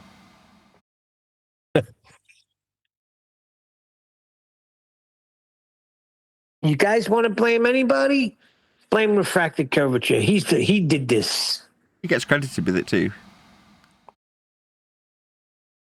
And he should. I still think it was that Mario guy. He did a poet came up with some shit that nobody understood in poetic terminology, and it just whistled past everybody. Tell us how you really feel.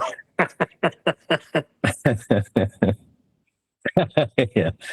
Listen, if you could pick a targeted audience for your book, who would it be?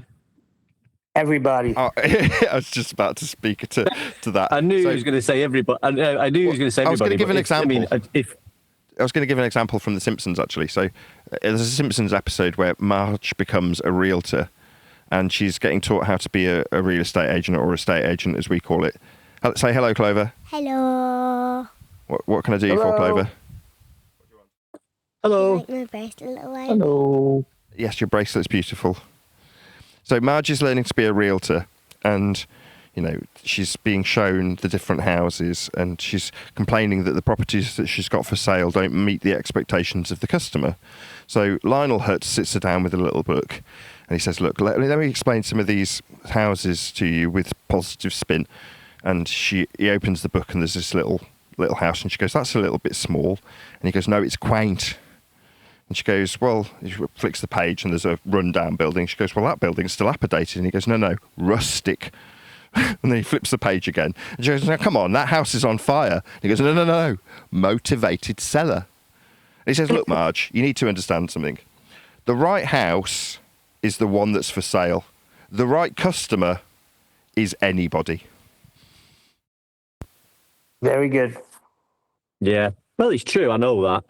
But I just wondered if you had if you could just say, well, I'd like this book to fall in the hands of mainly this type of group of people, whether college people, older generation. I don't know. It was just a question, really. To be less facetious, then I do have that in mind. Okay, so who am I trying to appeal to? Well, you at one level of the book. There's a certain level that I've written the book to appeal to people who are on the cutting edge of the discussion, who understand how Earth is measured and want to read about the story of the progression into that particular understanding in a concise way. So I've written it to gear it towards people who have already come across that information. I've also written it with a mind's eye of people who brace against that information.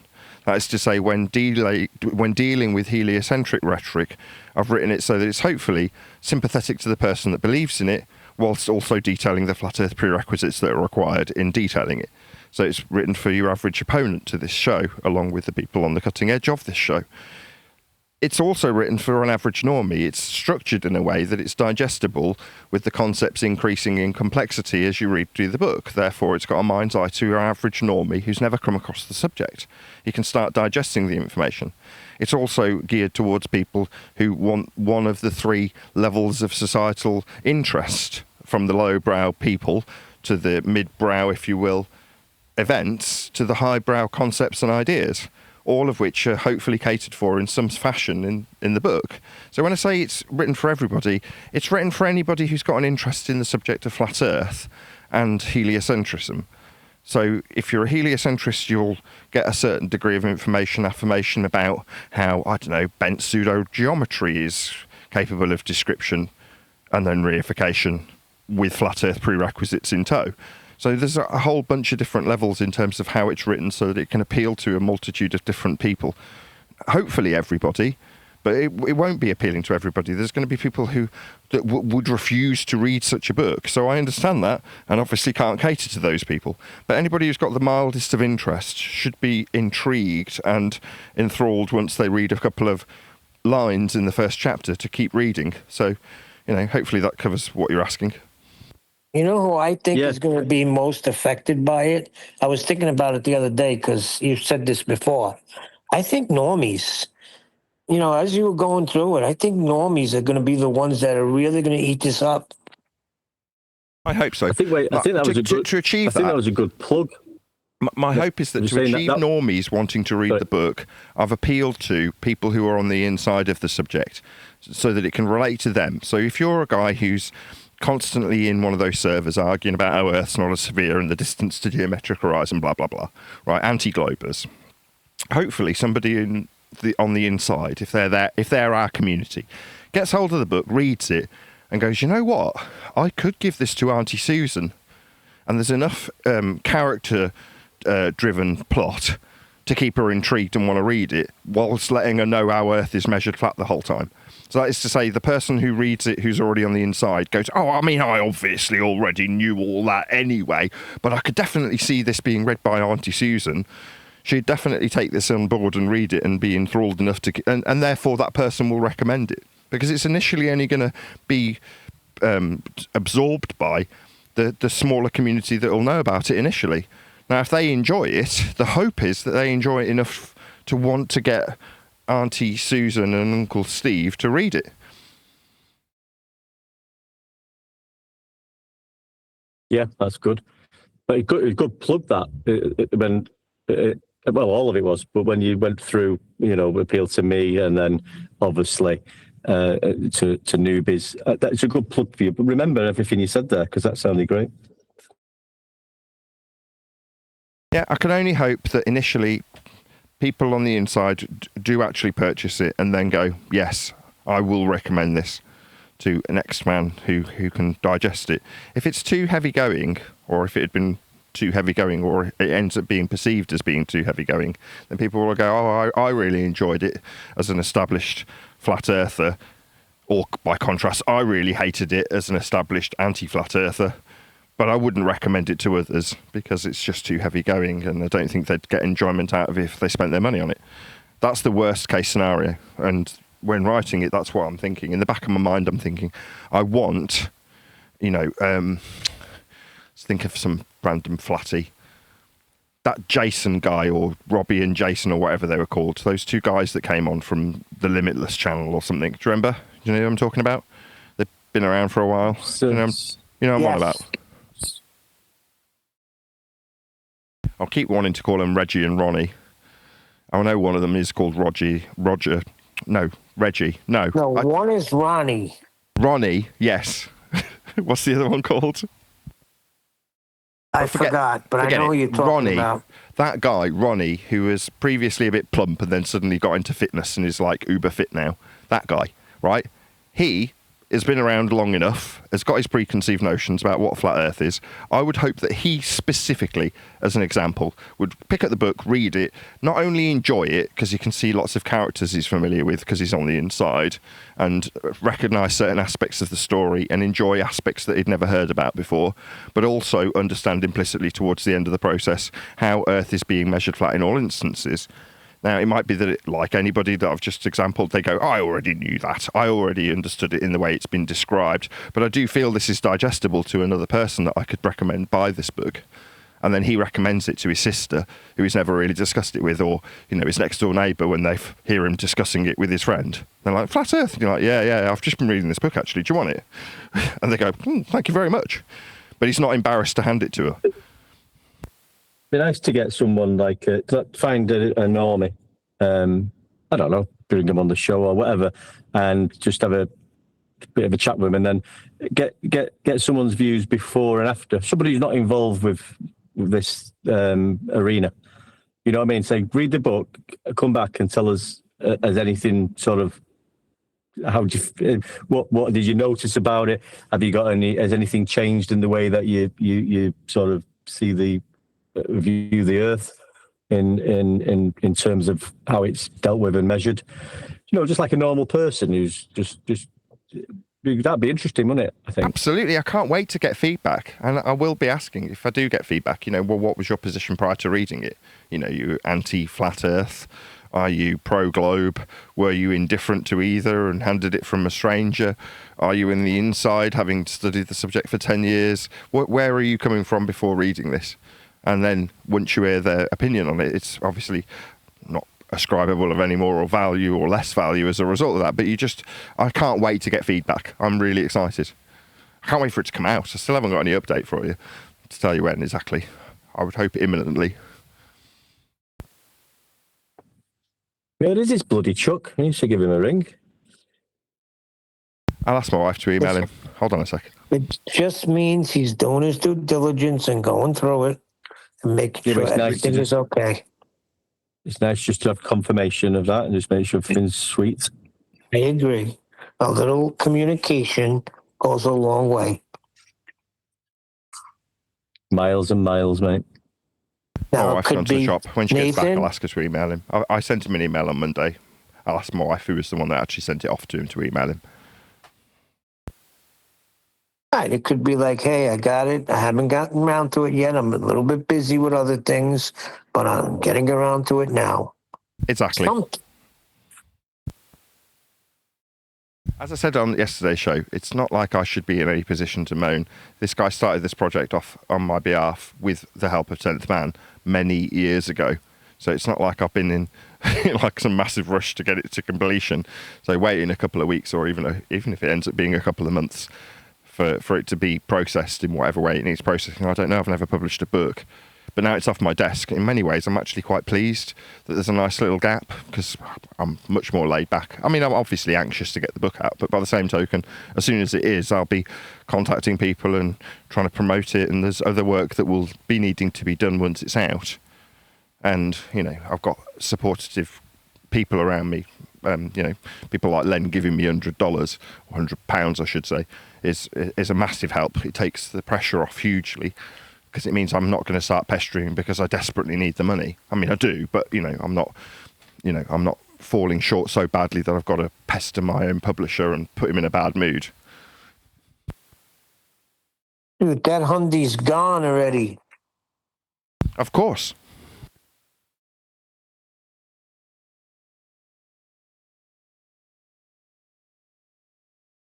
Yeah, I'm sure other people will do the same. People have generally been very generous to me over the years, and I'm sure they will continue to be so.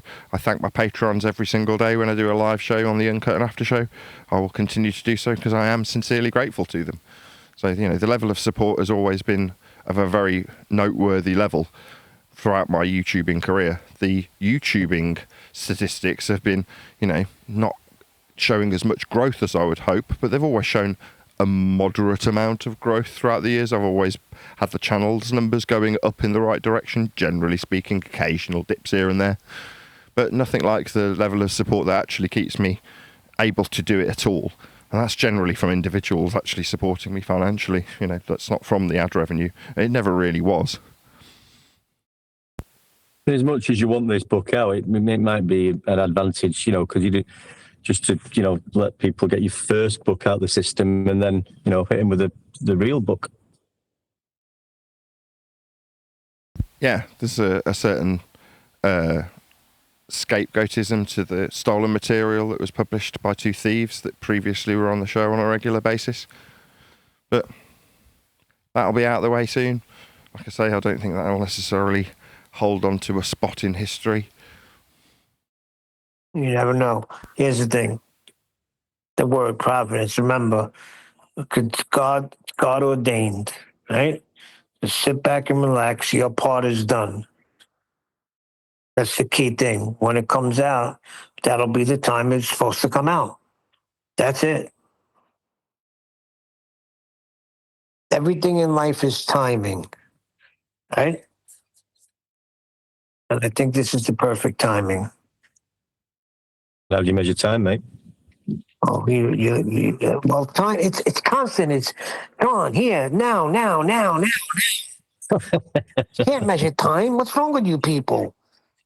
Look, we're in the present. It's gone. It's in the future. It's the past. You can't measure it. What's wrong with you? Everything's just now. How old are you? That was funny. One deck, she's talking to me, calling you one deck, calling me one deck. Meanwhile, I have a Brooklyn accent. That one was funny. We've been lied to about everything. All right, tell me one thing. Everything. Everybody lies. All right, be specific. Who's everybody? Everybody. All of them. They all lie. What have you been lied to about? Everything. I just got a call coming in. Hang on. Okay, so you've been lied to about everything when you went to school, especially schooling. Is 2 + 2 4? Well, yes, and you haven't been lied to about everything. Stop it.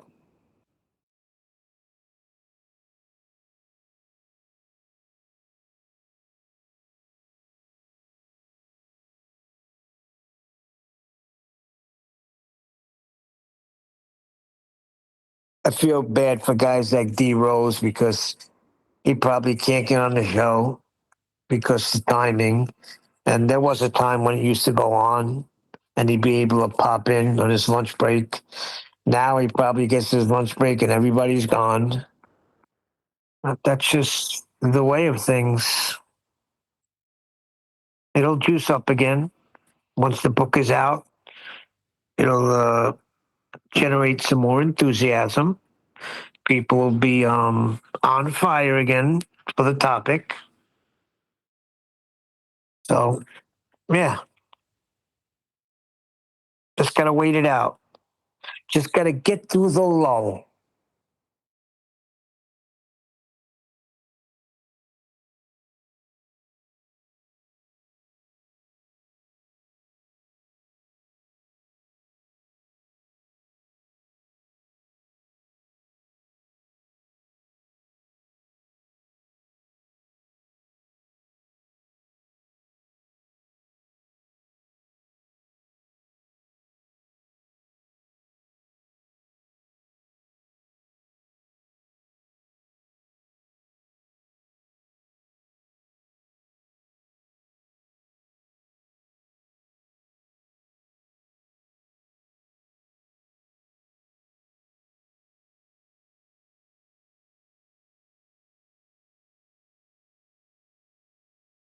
Right, that's short silence is my cue to round out, I believe.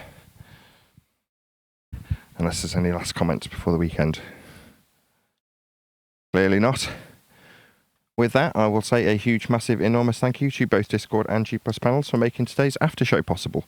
And of course, a massive thank you to all of you for liking, commenting, sharing, subscribing, joining as a Nathan Oakley 1980 channel member and all that good stuff. I've been Nathan Oakley and I will see you all in the next video. But when you measure it flat, it contradicts that. I'm spitting flat facts and that And I know you don't like that. Google Maps is flat, it presents elevation profiles like that. I'm a spitting flat earth king. Sentence has a ring, doing my own thing. If Earth was a big roast chicken, factually finger licking chicken. We just got the measurements missing. I'm spitting eggs and begs, begging the question lesson. I've said it before, time after time. I'm the spitting flat earth king of